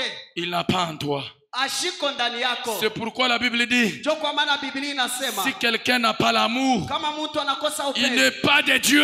ashiko wa Il Mungu, n'a pas connu Dieu haya mjua Mungu, parce que Dieu est amour. kwa sababu Mungu ni La upendo. lumière dont je te parle ce matin, Mwangaza na kuhubiri c'est le Seigneur Jésus-Christ. ni Bwana Yesu Kristo. C'est la parole de l'heure. Ni neno ya C'est le leo. baptême du Saint-Esprit. Ubatizo wa Roho C'est Mtakatifu. le Saint-Esprit en Roho toi Mtakatifu ndani yako qui fera de toi une lumière. kufanya mwangaza. Dès que tu le reçois, Kama unaipokelea, tu deviens quelqu'un d'autre. unakuwa mtu wa Tu tofauti. deviens un panneau publicitaire. Unakuwa ni ubao wa tangazo. Tu deviens un agent de Dieu. Wewe unakuwa nzamu wa Mungu. Oh, my. Je suis dans le message que votre lumière luise. Niko mwile mahubiri mwangaza yenu yangae. William Branham dit, William Branham anasema il dit ceci. anasema hivi, Ah, mon cher Tika. Il dit, anasema je suis au paragraphe 33. 33 hadi Il dit, anasema je vais donc, j'aimerais parler sur cela ce soir. napenda kusemezea hapa ile hii jioni Que notre lumière luise. mwangaza yetu yangae. Maintenant, Sasa juste pendant ces quelques minutes, udakika kidogo, en fait, je ne vais pas me tenir ici pour juste pour être vu kisha mishimame tu hapa njoo bantu banyone ou pour être entendu. ubarisikie, Ça ne serait pas juste. haitakuwa haki. Mais Lakini peut-être saa zingine Dieu aidant, Mungu ipo, nous dirons peut-être quelques mots tutasema matamko chache sur une chose qui va nous édifier, kwa kitu kile kitetushikamanisha, qui va nous aider tous ile itetusaidia sisi wote sur comment nous pouvons kwa ajili il jinsi dit, gani tunezi sur comment nous pouvons mieux agir kwa ajili ya kujua tutatenda je et mener une vie meilleure. na kuisha maisha bora, Je suis sûr na que hakika c'est pour cela que nous sommes tous ici. ni juu ya ile tuko hapa, C'est pour recevoir la correction. ni juu ya kupata kunyolosha. Si tu sens la colère commencer à monter en toi, c'est le diable. Kama unasikia kasila inaanza kukupanda ni ibilisi, Il ne veut pas que tu reçoives la correction. apende bakunyoloshe. Parce que la maison de Dieu, Numu nyumba ya Mungu on ne vient pas pour crier. atuku yake njoo ya kulalamika. Crier, c'est bien. Kulalamika vema. Dire Amen, c'est bien. Sema amina ni Mais mzuri. nous venons ici pour recevoir la correction. Tunakuyaka pa nyumba tunyoloshe. Même si tu ne dis pas Amen, je m'en fous. Hata kama usema amina vinyone. Branham dit, Hana manasema il dit, nous édifier qui va nous aider tous ile inaweza kutusaidia sisi sur wote comment nous pouvons mieux agir kusudi tutatenda mzuri et je mener une vie na meilleure. kuisha maisha bora. Je suis sûr que c'est pour cela que nous sommes tous ici. Na hakika ni njia ile tuko hapa. C'est pour recevoir la correction Njia kupata unyoloshi et savoir ce que nous pouvons faire pour devenir des meilleurs chrétiens. na kujua tunaweza kufanya nini tukua Bakristo bema. S'il y a une chose Kama kuku kintu que je désire dans ma vie, kenye natamania maishani mwangu c'est d'être un meilleur chrétien. kuwa Mkristo mzuri. par rapport à ce que je suis. Amen. Kulingana na kile niko. S'il y a une chose Kama kuko kitu. que je désire ardemment dans mon cœur, Kene natamana inaka mu maisha yangu. c'est d'être un meilleur chrétien Ni kuwa mkristo mwema. par rapport à ce que je suis. Kulingana na hiki niko. Toi, tu étais un bon chrétien hier. Wewe ulikuyaka mkristo mwema jana. Le problème ici, Mambo hapa. ce n'est pas l'histoire, Haiko historia. ce n'est pas le futur. Haina Le maandiko. problème, c'est le présent. Mambo ni hapa sasa. Qui es-tu ce matin? Uko nani hii asubuhi? William Branham dit, Branham anasema, vous dites, oh, nous avons rempli l'église, mais on a rempli l'église avec qui? sasa tunakuwa ba mingi ba kanisa na yala na banani bana yala mle makanisa. Branham dit, quand l'église grandit en nombre, les gens s'éloignent de la meilleure chose, de la chose originelle. Bwana wanasema wakati watu banakuwa ba mingi beko naenda mbali na kitu kia lazima. Branham dit, Branham anasema, et je suis sûr na hakika que c'est le cri du cœur de chaque âme ici ce soir. lalamiko ya moyo ya kila nafsi yenye kuwa hapa C'est d'être un meilleur chrétien. ni kuwa mkristo mwema. C'est au paragraphe 35. Et pendant que je conduisais sur cette route, Wakati kwa na bulula gari mu j'ai barabara, remarqué un très grand et beau panneau publicitaire. nikaona tangaza vema kabambi. Et d'habitude, vous savez, Desturi mnajua, on affiche beaucoup de choses sur des panneaux publicitaires. wanakalaka banaweka bitu kwa mabao ya tangazo. Mais Lakini je n'avais rien remarqué de tel sur cet autre panneau mimi publicitaire. kwa shiangaliaka ile bariandika ba ile bao ya tangazo. Sikuona ile mapublicité ya mingi pale pa kibao. Il dit, Anasema généralement, ukweli, il y a des affiches, kuku maafishi, des photos de femmes kuku mapicha ya wanawake à moitié vêtues benye kuvala utupu karibu ou quelque chose d'autre, akitu kia vile faisant la publicité d'une certaine marque de cigarettes beko nafanya ile mapublicite ya mantumbako ou de whisky ou de bière au ya mawisiki au ya mapie ou de quelque chose d'autre kitu kingine sur ces grands panneaux na publicitaires ile maubao ya tangazo qui brillent. iko na ngaa. Mais à ma grande surprise, Kwa ushutusho wangu cela attira mon attention au premier coup d'œil. ikavuta angalisho yangu wakati niliona tu licho ya Car cela n'était pas tout couvert d'une de ces choses obscènes. na ile ilikuwa ile kufunika na hii vitu vyote vya buchafu. Il n'y avait pas de choses obscènes là-dessus. Hakukuwa vitu vya buchafu pale juu. Et j'ai jeté un coup d'œil en arrière Na pour voir. nikatupa licho mkongo nikaona C'était un beau panneau. ilikuwa ni kibao kia tangazo Et c'était placé à un bon endroit. na pariweka pafasi bora, Juste là où l'on ne peut manquer de voir cette enseigne. ni pafasi yenyewe hawezi kukosa kona ile andiko En prenant le virage. wakati unabeba lukumba. Et à ma grande surprise, Na ushutusho il y avait un seul mot écrit dessus. palikuwa tanko moya yenye kuandika juu, Affamé. mwenye kuwa na njaa Eti uko na njala? Affamé? eti huku na njaa. C'était une question. Ilikuwa ni ulizo, Affamé? eti huku na njala, Juste affamé? eti huku tuna njala. C'est tout ce qu'il y avait. Jo ile balikuwa basha kuandika. Puis j'ai remarqué de très petites lettres là au bas du panneau Na nikangalia tuma herufi kidogo kule chini ya ubao. qui mentionnait Ile ilikuwa naandika à 3 miles. ni kusema mu metre 3. Mi arranger chemise ni mambo. Ngoja nipe ngoti yangu nivale.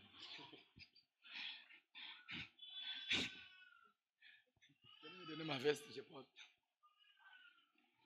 Il dit, Anasema et de très petites lettres là au bas du panneau na ile tuma herufi kidogo kule chini ya qui ubao. mentionnait Ile baliandika à 3 miles. mu metre 3. Affamé Eti huku na njala à 3 miles. mu dakika 3.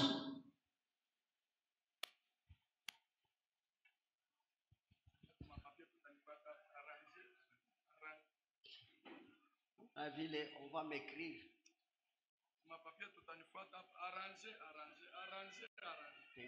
Tengeneza.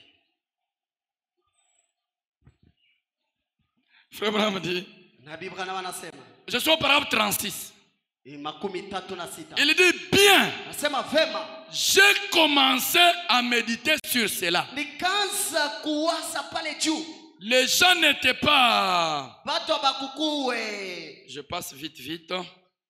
Je vais au paragraphe 37. Il dit, Anasema, alors je me suis mis à faire cette réflexion. na hapa nikaanza kujifuanisha hii mawazo. Si cela est rentable, la Kama publicité. ile iko naripa. La publicité. Ile ubao ya tangazo iko naripa.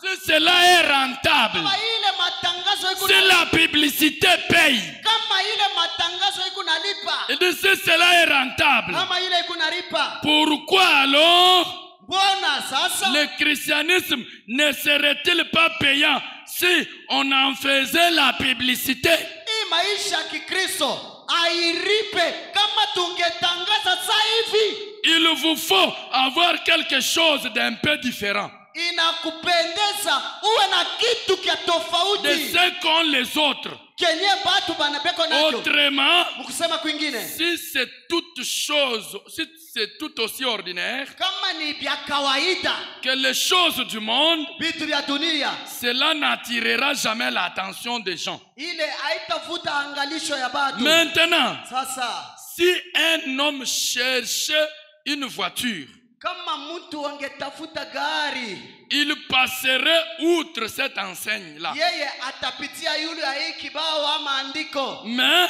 Lakini s'il avait faim, kama alikuwa na njia, il chercherait cette enseigne-là. atatafutaka ile kibao. Ainsi, Hivi je crois que les chrétiens naamini ya kwamba Wakristo et les panneaux publicitaires de Dieu, ni maubao ya tangazo ya Mungu.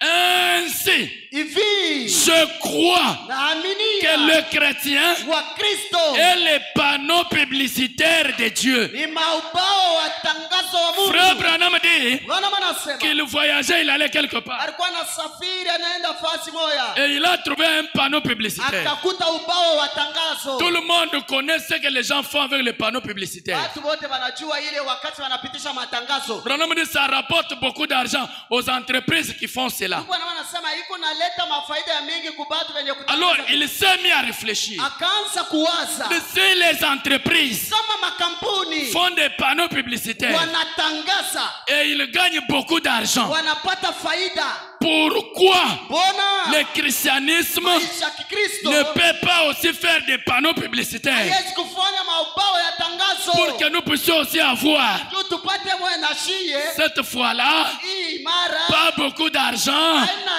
pesa mais mingi, beaucoup d'âmes à Christ?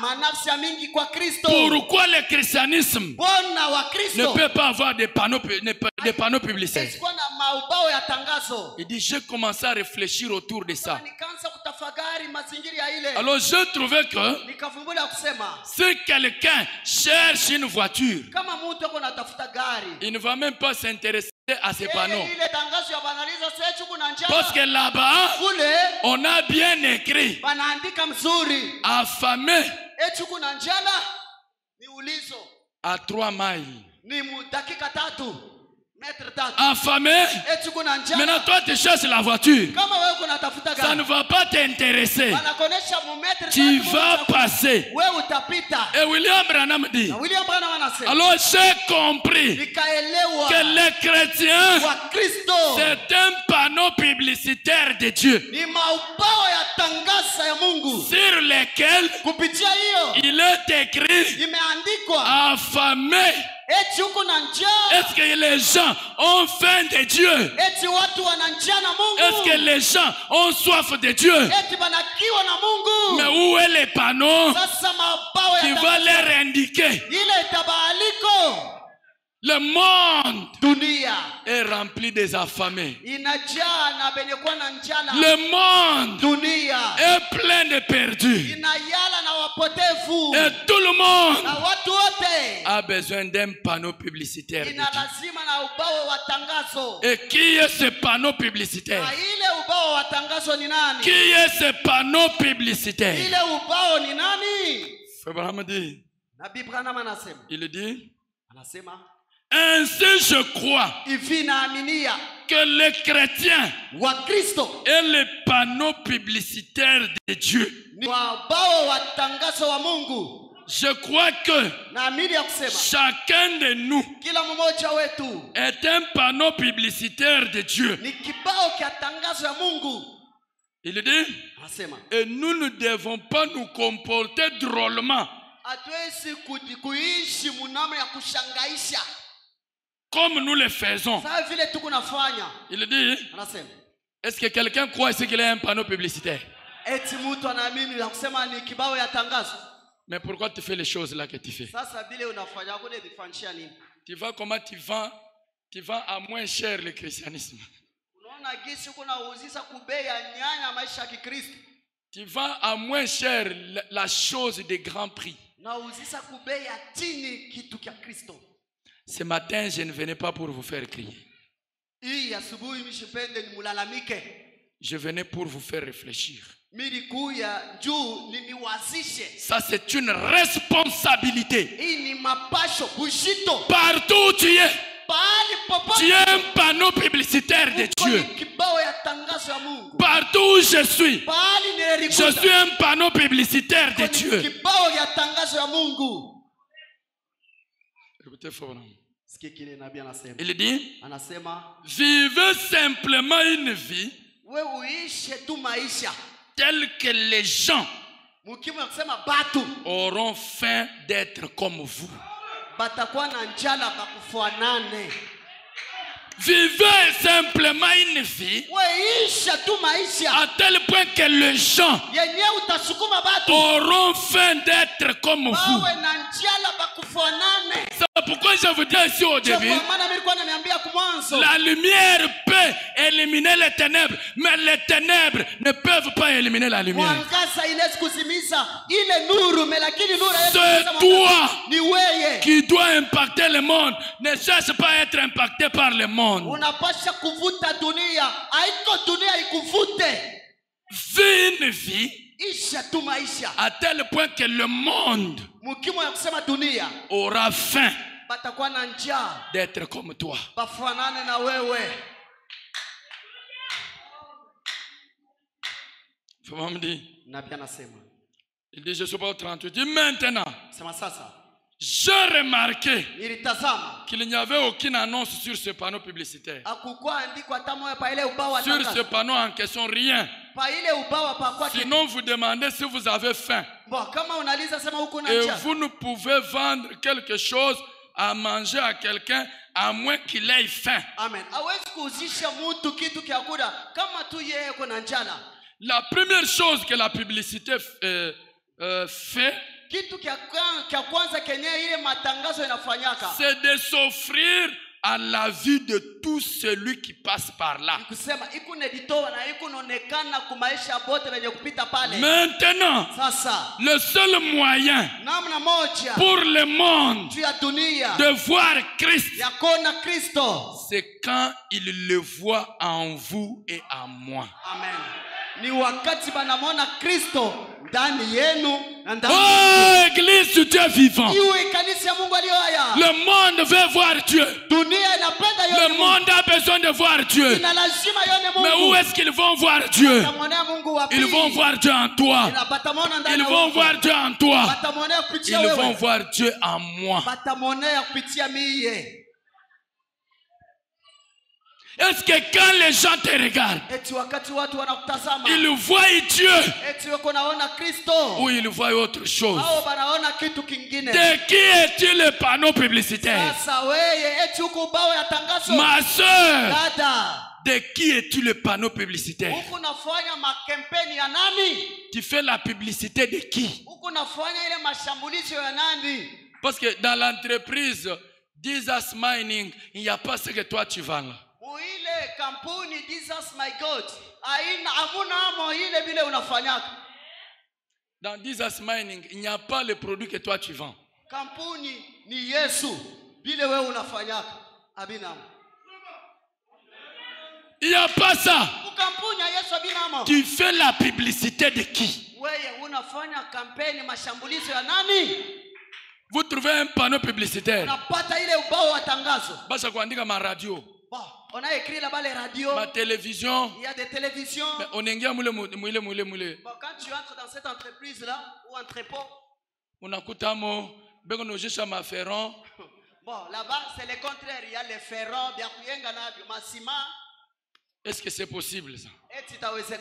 C'est ce que nous faisons. Nous disons que nous sommes des panneaux publicitaires de Dieu. Mais est-ce que les gens voient Dieu dans ce que nous faisons? Ou bien ils voient ce que nous voulons qu'ils voient?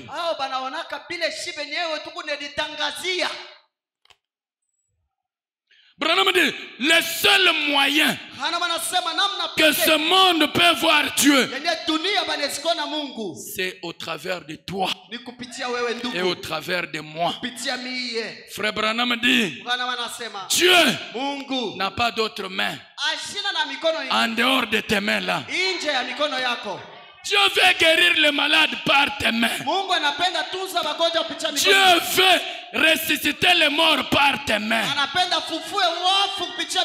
Sans un homme. Sans un homme. Dieu, il ne sait pas agir. Dieu a besoin d'un homme. Mais qui est cet homme? Où est l'homme qui va accepter d'être dans la main de Dieu pour faire la publicité de Jésus?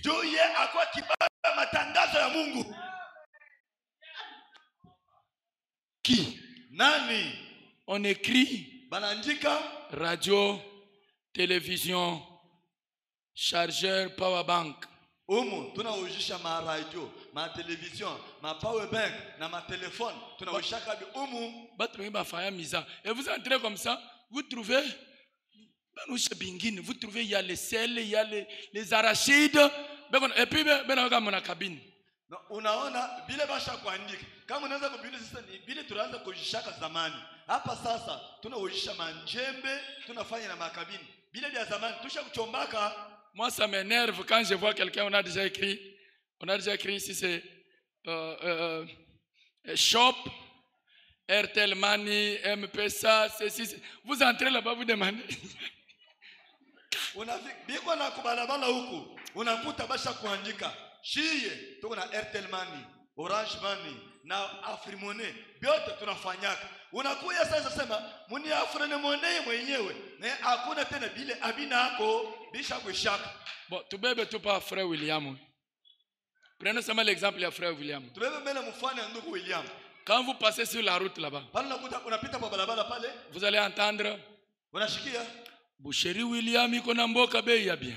Na Boucherie William mko bei ya mzuri. Tuko na Thompson. Tilapia. Cuisse de poulet. Na mikongo. Mamboka yote iko amo. Mamboka yote yana. Ingia ndani. Entre dedans. Secret iko ni ndani. Siri ni ndani. Sasa unaingia ndani. Anaanza kisha kulalamika vile unaingia ndani. Unauliza Thompson haina hapo. J'ai besoin de Thompson, il n'y en a pas. Cuisse de poulet haina hapo. Unipatia hata cuisse, il n'y en a pas. Munipatia hata mikongo. Alors donnez-moi mikongo, non, il n'y en a pas, inaishi. Hautashirika. Ne seras-tu pas fâché d'avoir trouvé vide? Sasa hii makelele. Tout ce que tu fais comme bruit là de publicité. Sasa hii makelele muna tufanyishia hapa ni nini? Tout ce bruit ça sert à quoi?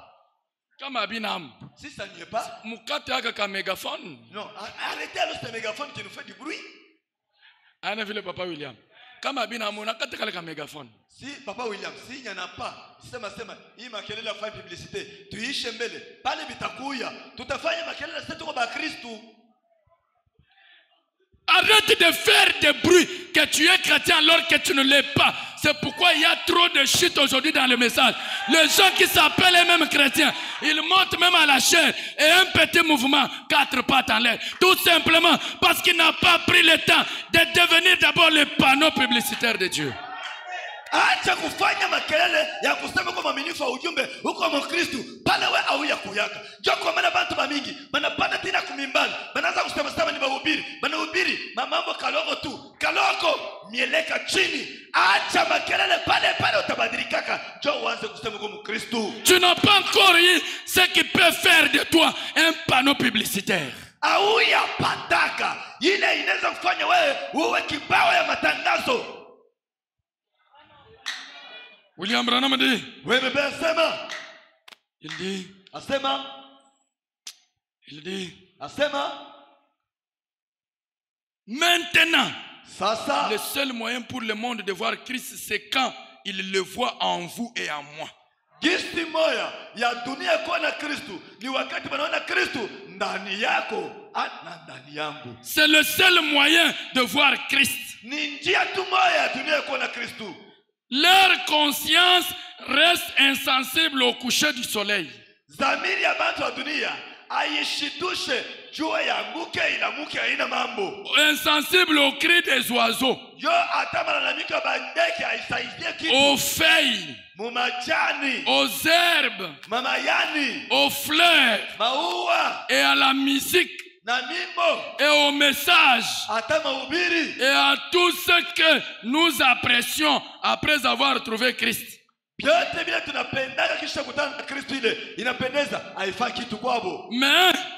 à moins que nous n'en arrivions à manifester Christ. Les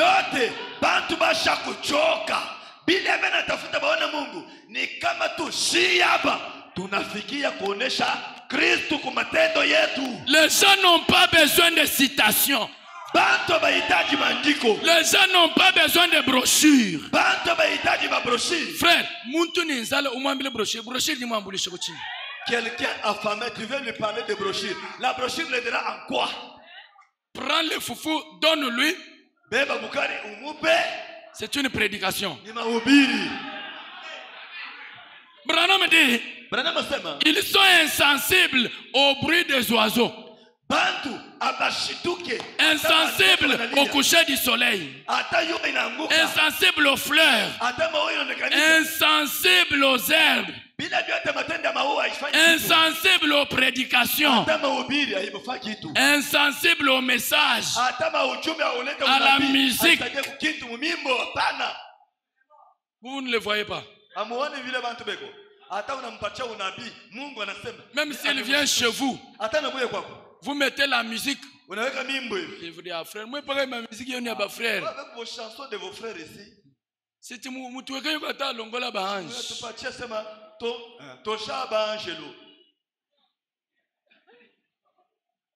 Ça, ils sont insensibles. La seule chose qui peut les convaincre qu'ils voient la prédication en toi. Toi-même tu deviens la prédication. Toi-même tu deviens la citation. Oh, frère Branham même dit, au lieu de me prêcher 10 citations, vis-moi seulement une seule. Cela me suffit. Au lieu de me prêcher l'amour, aime-moi. Dès que tu m'aimes, ça sera une grande bénédiction. Ça sera une grande prédication.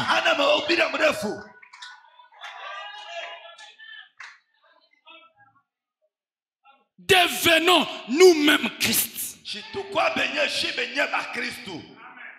La musique, ils ne vont pas écouter. Les frères ont dit bon, qu'on prêche même le message dans les cantiques, ils ne les écoutent pas.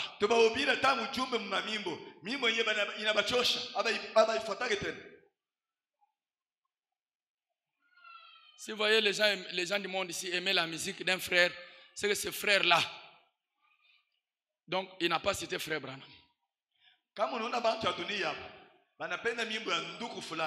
Ni kusema ule frère mumfuate bien mkuimba yake ashiimbe ashitaye mundugu Branham ndio wanasema quand même il y a chibote tout le monde se retrouve. Ça nous concerne tous na mwe bandani na shiba inge tunavikuta kila watu wanalipata. Mais quand quelqu'un dit Kama mtu anasema sema le message de l'heure, ujumbe wa c'est un grand filet kila munene qui est jeté sur la inatupa mer bahari pour n'attraper que les poissons. Il commence des problèmes. banaanza mbele nini. Donc nous avons fait kusema mwenjo ba poisson. Nataka kusema c'est vous les poissons, nous Donc- nous sommes maintenant Donc shinjo ba Des morceaux de bois. Donc shinjo biura. Est-ce que moi c'est Shinjo Il n'écoute pas tout ça. Bile bia Mais il y a une prédication na kuna kama ubiri dont le monde peut être incontournable. ile dunia iko obligé ichike. La meilleure prédication, Mahubiri ya c'est mzuri lorsque toi-même, inapasha wewe tu deviens la parole. neno ya Mungu. Tu as un voisin Unakuwa na qui jirani ne croit pas la parole. ashamini neno la Mungu. Vis la parole devant Ishi ses neno voisins. mbele ya jirani, Vis la parole. ishi neno, Vis le message. ishi ujumbe, Vis le ishi message. ujumbe. Il va croire ce message. Ataamini ile ujumbe, Même si tu ne l'as pas invité, hata umwalike, lui-même viendra. wewe atakuya, Il va te demander atakuuliza où est-ce que tu pries. unaombaka wapi? J'aimerais commencer à prier avec Na vous. mimi naweza kuomba na wewe. Frère Branham raconte une histoire. Ndio maana najisema jinsi moja. Il dit qu'il y avait un homme Kulikuwa mtu moja, dans une église. kanisa moja, Il a écouté beaucoup de prédications. anashikia mahubiri ya mingi mingi. Il ne donnait pas sa vie au Seigneur. Alikuwa analeta maisha ya Bwana Yesu. Il était là. Alikuwa pale. Il a écouté des chansons. Anashika mimbo. Il ne donnait pas sa vie à Christ. Asipeleke maisha ya Kristo hapa. Un jour, Siku moja lève. analamuka. Il vient voir le pasteur. Anakuwa na pastor. Il dit, pasteur, Sema pastor, je voudrais donner mon témoignage napenda kuleta ushuhuda yangu. pour ma vie que j'ai donnée au Seigneur hier soir. Juu ya maisha ile napelekwa kwa Kristo jioni jana. Le pasteur lui dit, Pastor amuonesha sema. merci beaucoup Jean. Asante sana Yohane. C'est dans le message le départ soudain et secret de l'église. Ni mahubiri kwenda kwa ghafla kwa bibi harusi. Vous pouvez lire cela à partir du paragraphe 96 jusqu'à 102. Mstari ya 62 mpaka 100. Le pasteur lui demande, Pastor anamuuliza, dis-moi, unioneshe. je suis content du fait que tu as donné ta vie au Seigneur. Mimi nafurahi sana vile unatoa maisha kwa Kristo. Parce que tu as beaucoup fait souffrir ta famille. Wewe unateswa jamaa yako sana. Tu as mis l'argent dans les jeux, Unaweka makuta michezo, dans la boisson. kulewa, Tu as fait pleurer ta famille. unalilisha jamaa yako. Mais je suis content Nashikia du fait que tu as donné ta vie au Seigneur. unatoa maisha kwa Kristo. Maintenant, dis-moi, Unioneshe mbele sasa. quelle est ma prédication Mahubiri yangu kani qui t'a touché inakugusa pour que tu viennes donner ta vie au Seigneur? utoa maisha kwa Kristo. Ou quelle est la chanson Wewe ni mwimbo kani que les autres ont chanté banaimba qui a touché ton cœur kugusa maisha yako pour que tu viennes donner utoa maisha kwa Kristo. ta vie au Seigneur? Utoa maisha kwa Kristo. L'homme dit, Bwana anasema, oh, laissez-moi lire. Mettez-moi cette prédication, on lit même le paragraphe 100 là-bas. muniwekee ile mahubiri. Tusome hata ile paragraphe 100 et 100. Alors même à partir du paragraphe 100 là-bas, on lit seulement. Kuanzia kwa mahubiri paragraphe 100. L'homme dit, Bwana anasema, ce n'est pas ta prédication haina hata mahubiri qui yako. m'a convaincu. Ile ina Quand bien même toutes tes prédications sont bonnes. hata mahubiri yake ni mzuri. Frère, Ndugu, il y a des gens kuko bantu que nous allons amener à Christ, non pas par la prédication, mais par la vie que nous menons dans l'entourage. kuko bantu tutabafikishi kuamini ana kwa mahubiri me kwa maisha Il dit, tunaishi katikati yao. il dit, Anasema alors, sasa veux-tu dire à cette assemblée pourquoi tu as pris cette décision? unaweza kuonesha hii kanisa sema Il unataka dit, mpango juu ya nini? il dit, Anasema je travaille avec un homme mimi natumikanga na mtu moja qui est un chrétien yeye ni Mkristo. et je l'ai traité de tous les noms. Yeye nisha kumpangaka manjina na Je manjina. l'ai traité de holy roller, Misha C'est-à-dire, kumpanga sema kya majimu. un saint aux excitations Yewe frénétiques. anaribulaka tu chini wa kila wakati. Je l'ai traité de fanatiques religieux Na musema sema huyu ni mpendelevu wa et de majini. tout le reste. Yote mimi nampanga panga. Et cela Na ile ne l'a pas contrarié le moins du monde. na ile ayumfanya kitu ananipenda paka. Mais par contre, Kwa hii il a vécu une vie telle que finalement, anaishi munamna ya kusema na kule tunafikia mwisho dans mon cœur, ndani ya moyo wangu. au fil du temps, Kumwenda masiku il a gagné une place. anapata fashi ndani ya moyo De wangu. sorte que Munamna ya kusema je vais être semblable à cet homme.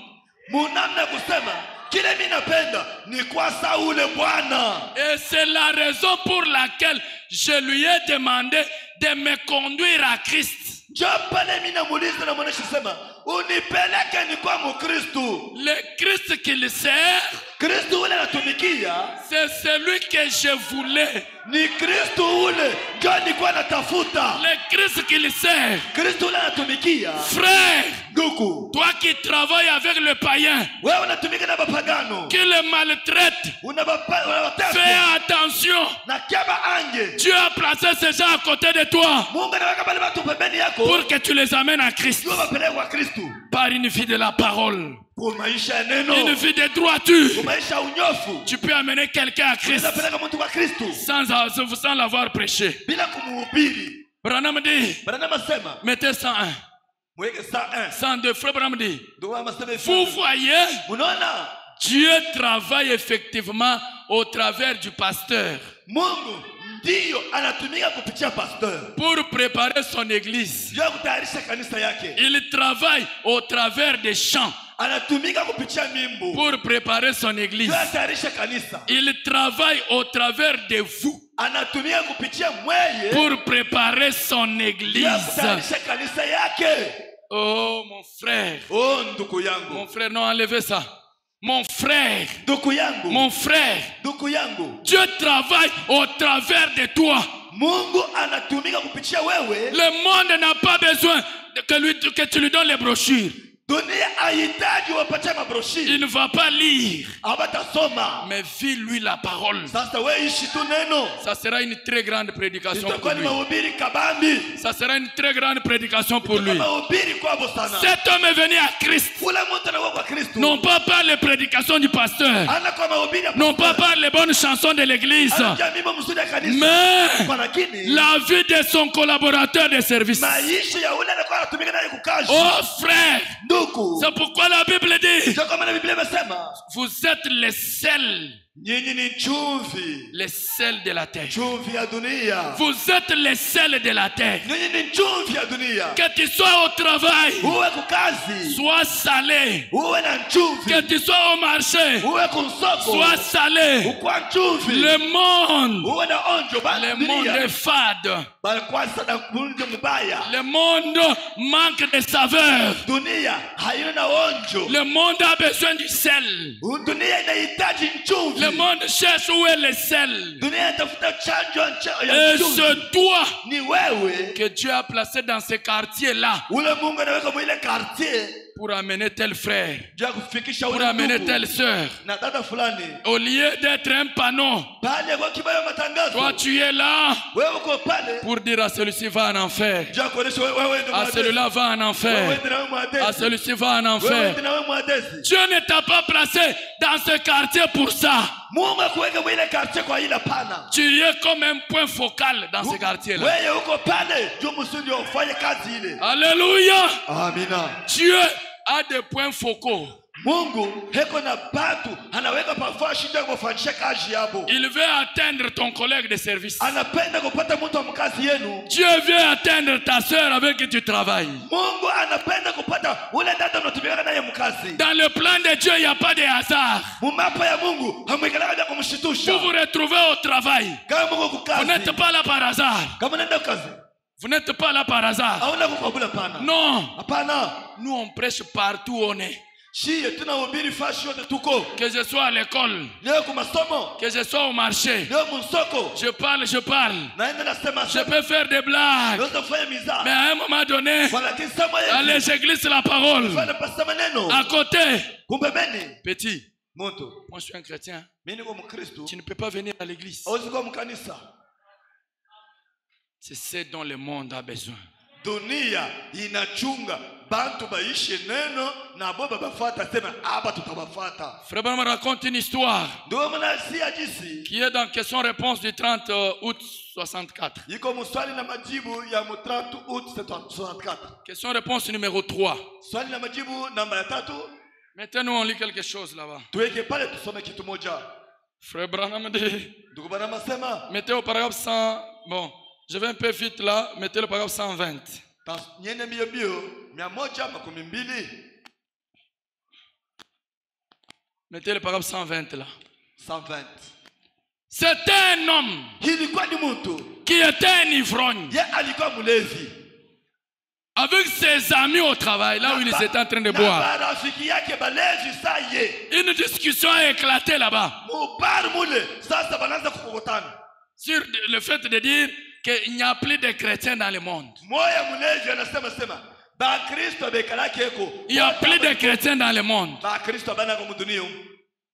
Et l'homme là a dit, Ule bwana anasema moi j'en connais une. mimi na yako Mkristo moya. Oh frère, ça me fait pleurer. Ndugu binaweza kunililisha. Sœur, ça me fait pleurer. Dada binaweza kunililisha. Est-ce que ton mari peut donner un véritable témoignage sincère de toi? Bwana yako tu anaweza kuleta ushuhuda ya kweli, sema wangu bibi huyu ni Mkristo. Est-ce que ta femme peut donner un vrai témoignage que tu es un chrétien? Bwana bibi yako anaweza kuleta ushuhuda ya kweli, sema wangu bwana ni Mkristo. Combien de fois tu lui as fait couler les larmes? Mara ngapi unamwangisha machozi? Combien de fois tu lui as fait couler les larmes? Mara ngapi unamwangisha machozi ya bwana yako? Néanmoins, tu es à l'église, tu es un chrétien, tu es une Kama chrétienne. uko Mkristo, uko mkanisa lako. Honte à toi, Dieu a besoin de toi ce matin. Haya kwako unapasha kwa pa madhabahu na kuomba Mungu buluma. Cet homme dit à ses amis ivrognes, Ule bwana ananisha marafiki yake. moi j'en connais une Mimi najua kwa Mkristo moja. qui est une chrétienne. Yeye mwanamke Mkristo. L'homme lui demande c'est qui? Mwenyezi ni nani?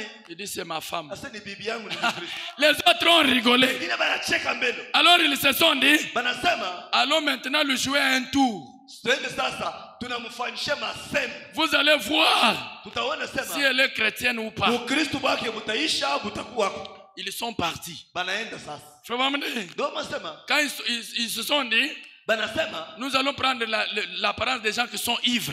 tukunywe ko tufanye sasa tushakulewa. Ils sont entrés. Banaingia sasa. Et il a dit à la femme, Anaonesha bibi yake. hey, allez, viens vite nous donner la nourriture. Tuletee vyakula upa. Frère Mamadi, Ndio masema. d'abord, avec cette apparence, la femme les a accueillis avec Ndio tout Bwana le anasema. respect. Na hali ya bulevi hata vile walikuwa nakuwa na marafiki, bibi anapokelea karibu sana bageni barafiki ya bwana yangu na bwana mwenye Hey, karibu vite la nourriture. na mulete vyakula. Et la femme a apporté le plat. Bibi anakuwa na chakula lwake. Ils ont goûté un peu. Banapima moto kaloko. L'homme a pris l'assiette, il l'a jeté là-bas. Banabeba na mansani, banabitupa C'est chini. quelle nourriture ça? Hii ni vyakula Tu sais kanibi. que moi je n'aime pas des choses comme ça. Unajua sisipendanga Et hivi. c'est quel genre de femme? Hii ni bibi wa je huyu. Anabitupa chini na mansani inazambalala. Dieu peut même te mettre muka épreuve tout kalog ana permettre bwana aseme kwa sauti moja nguvu vile. Mungu anaweza kukupima mbele. Anachikia sema Bwana anatosha kutoka sauti moja hivi ka nguvu ka kwanza wewe wabenyewe. Na wewe sasa unataka kusema nini? Na ba kwenu na bo. Toi aussi, même chez vous aussi. Tu vas me prouver quoi? En quoi? La femme n'a pas parlé. Bibi asikuseme kintu. Frère Branham dit, Ndio masema. elle demande pardon. Anasema usamaha. Et elle dit, Asema je vais préparer de la manière que tu veux. bo ni amunishunge kaloko. Nipike sasa munami ile unapenda nimipatie mkule Elle tena. dit non, Asema on ne pana. va plus manger. Hatukule tena. Ah, dit levez-vous, on part. Barafiki, mtoke twende letu. Ils sont sortis, Pale banaanza kutoka. mais ils n'étaient pas partis. Abayende. Ils sont allés se tenir derrière la maison Banaenda kumpembeni ya nyumba. pour écouter ce que la femme va rester dire. Sasa bashikie kile yeye mwanamke sasa ataanza kusema. La femme prend le balai. Mwanamke anabeba kifakio sasa. Elle commence à balayer ce qu'ils avaient jeté. Anaanza kufakia. Et elle est en train de chanter. Na ena yimba mwimbo. Jésus doit-il seul porter sa croix? Yesu atabeba msalaba yake yeye moja. Jésus doit-il seul porter sa croix? Est-ce que Yesu huyu atabeba msalaba yake yeye moja? Jésus doit-il seul porter sa croix? Yesu atabeba tu msalaba yeye moja. Et moi je reste sans rien faire? Na mimi ninabakia sifanye kitu. Non. Hapana. Il y a aussi une croix pour moi. Msalaba ya mimi na mimi. Il y a aussi une croix pour toi. Kuko msalaba yako. Elle balayait. Eko na balai. Maintenant. Non, mettez 119. Mubebe sasa 119.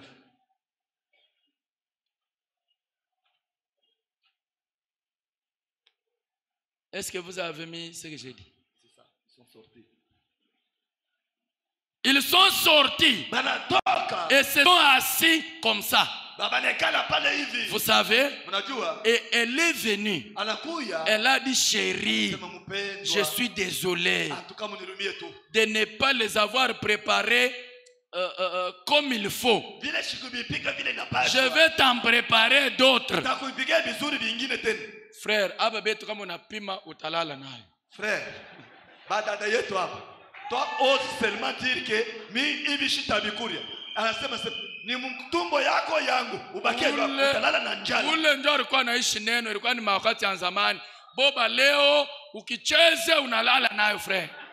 Ça, ce ne sont que les anciennes sœurs à l'ancienne mode. Nos sœurs actuelles avec le modernisme. Unamchezea vile asema mishitakuri. Hivi ni bibaya. Unalala na njala. Ni mtumbo yako mwana yake. Frère, kama unabisha. Wewe ndio fanya ataka experience. Uprovoka ataka discussion. Useme saa utakuria. Frère, si tu doutes ce que j'ai dit, ou pas d'expérience wewe moyo. Wende mtafuta saa kuna kwa mambo kaloko eke tu dis que hautakuri kama batakubembelesha. Frère, atabweka chini. Anapopola. Elle prend ta part là, elle récupère et elle et ses enfants, elle en termine tout.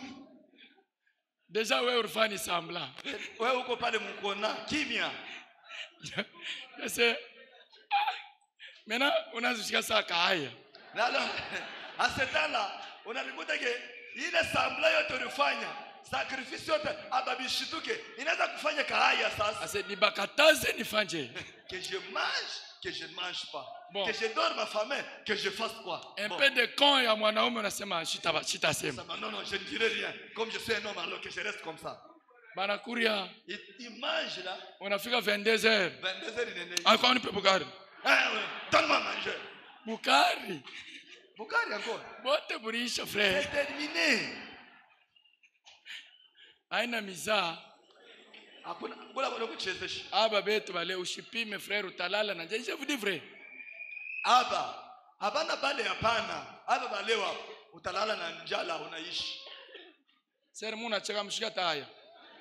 Ma soeur, vous riez, vous n'avez même pas honte. Vous dépensez que cette sœur-là, elle est différente avec vous. Bafashi ya aya mwe unashikia ncheko. Paali ya kushikia aya, mais vous vous riez. Celle-là vous dépasse en quoi? Fashi yenu yoye kumazaba. Si vous n'êtes pas à ce niveau-là, d'atteindre cette femme-là, Donc, fashi yako ni kama quel sera votre témoignage ce jour-là à côté de cette femme? ushuhuda yako ile siku ile itakwaje kumpembeni ya ule mwanamke? Elle n'était pas une femme comme toi. Ye, ashikuwa mwanamke sawa wewe.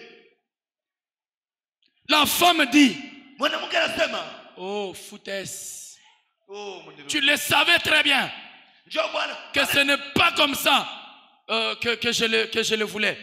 pale bibi naomba buluma sema, munirumie ko taipika nirudie nipike tena. Bwana sema toka kule. Mimi shipenda. Wao kuyaga sema bila pasha kwa ana vile ndio shipenda. Il faisait des histoires à n'en plus finir. Na bwana na barafiki yake balikuwa nafanya kanya bintu mpaka vya kushirikisha njoo na ye biishie pale. Frère Branham dit, Ndio mama sema ils sont allés un peu plus loin. banenda ko mbari Ils se sont assis. banekala mbele. Ils faisaient semblant d'être ivres.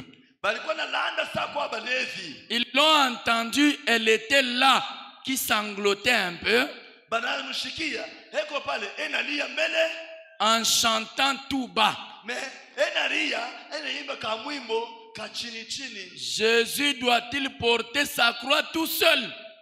Yesu anapasha tu kubeba msalaba yake peke yake. Tout seul. Ye peke tu. Et le reste du monde vivre dans l'insouciance.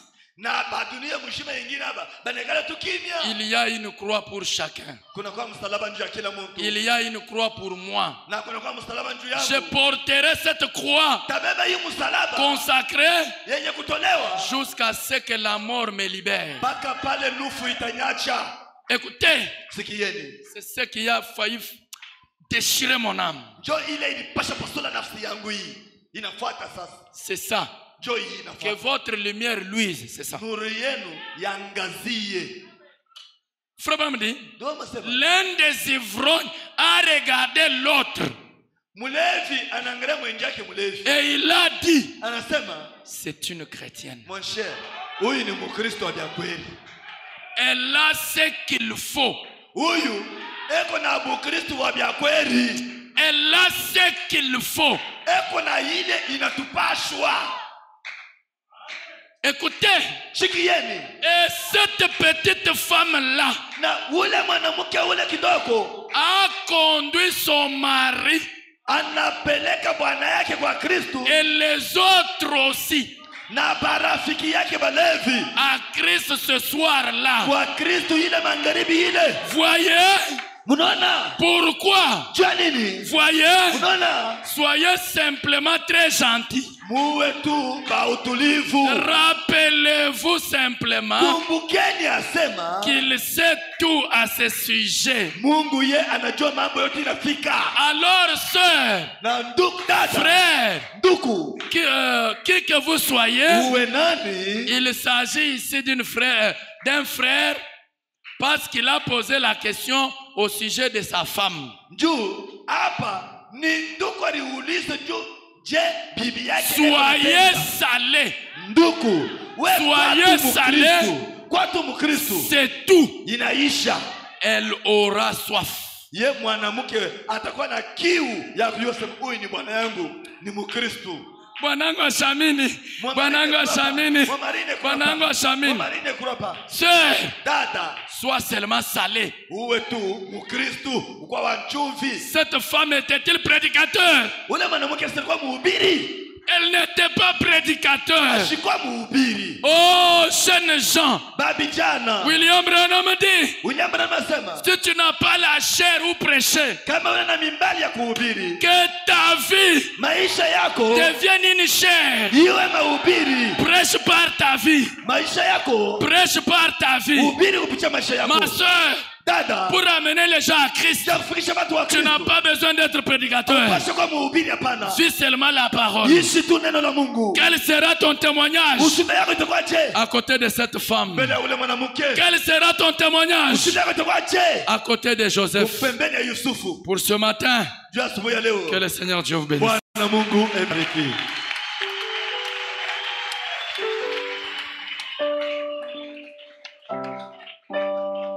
Veuillez vous tenir debout. Unaweza shimama wima.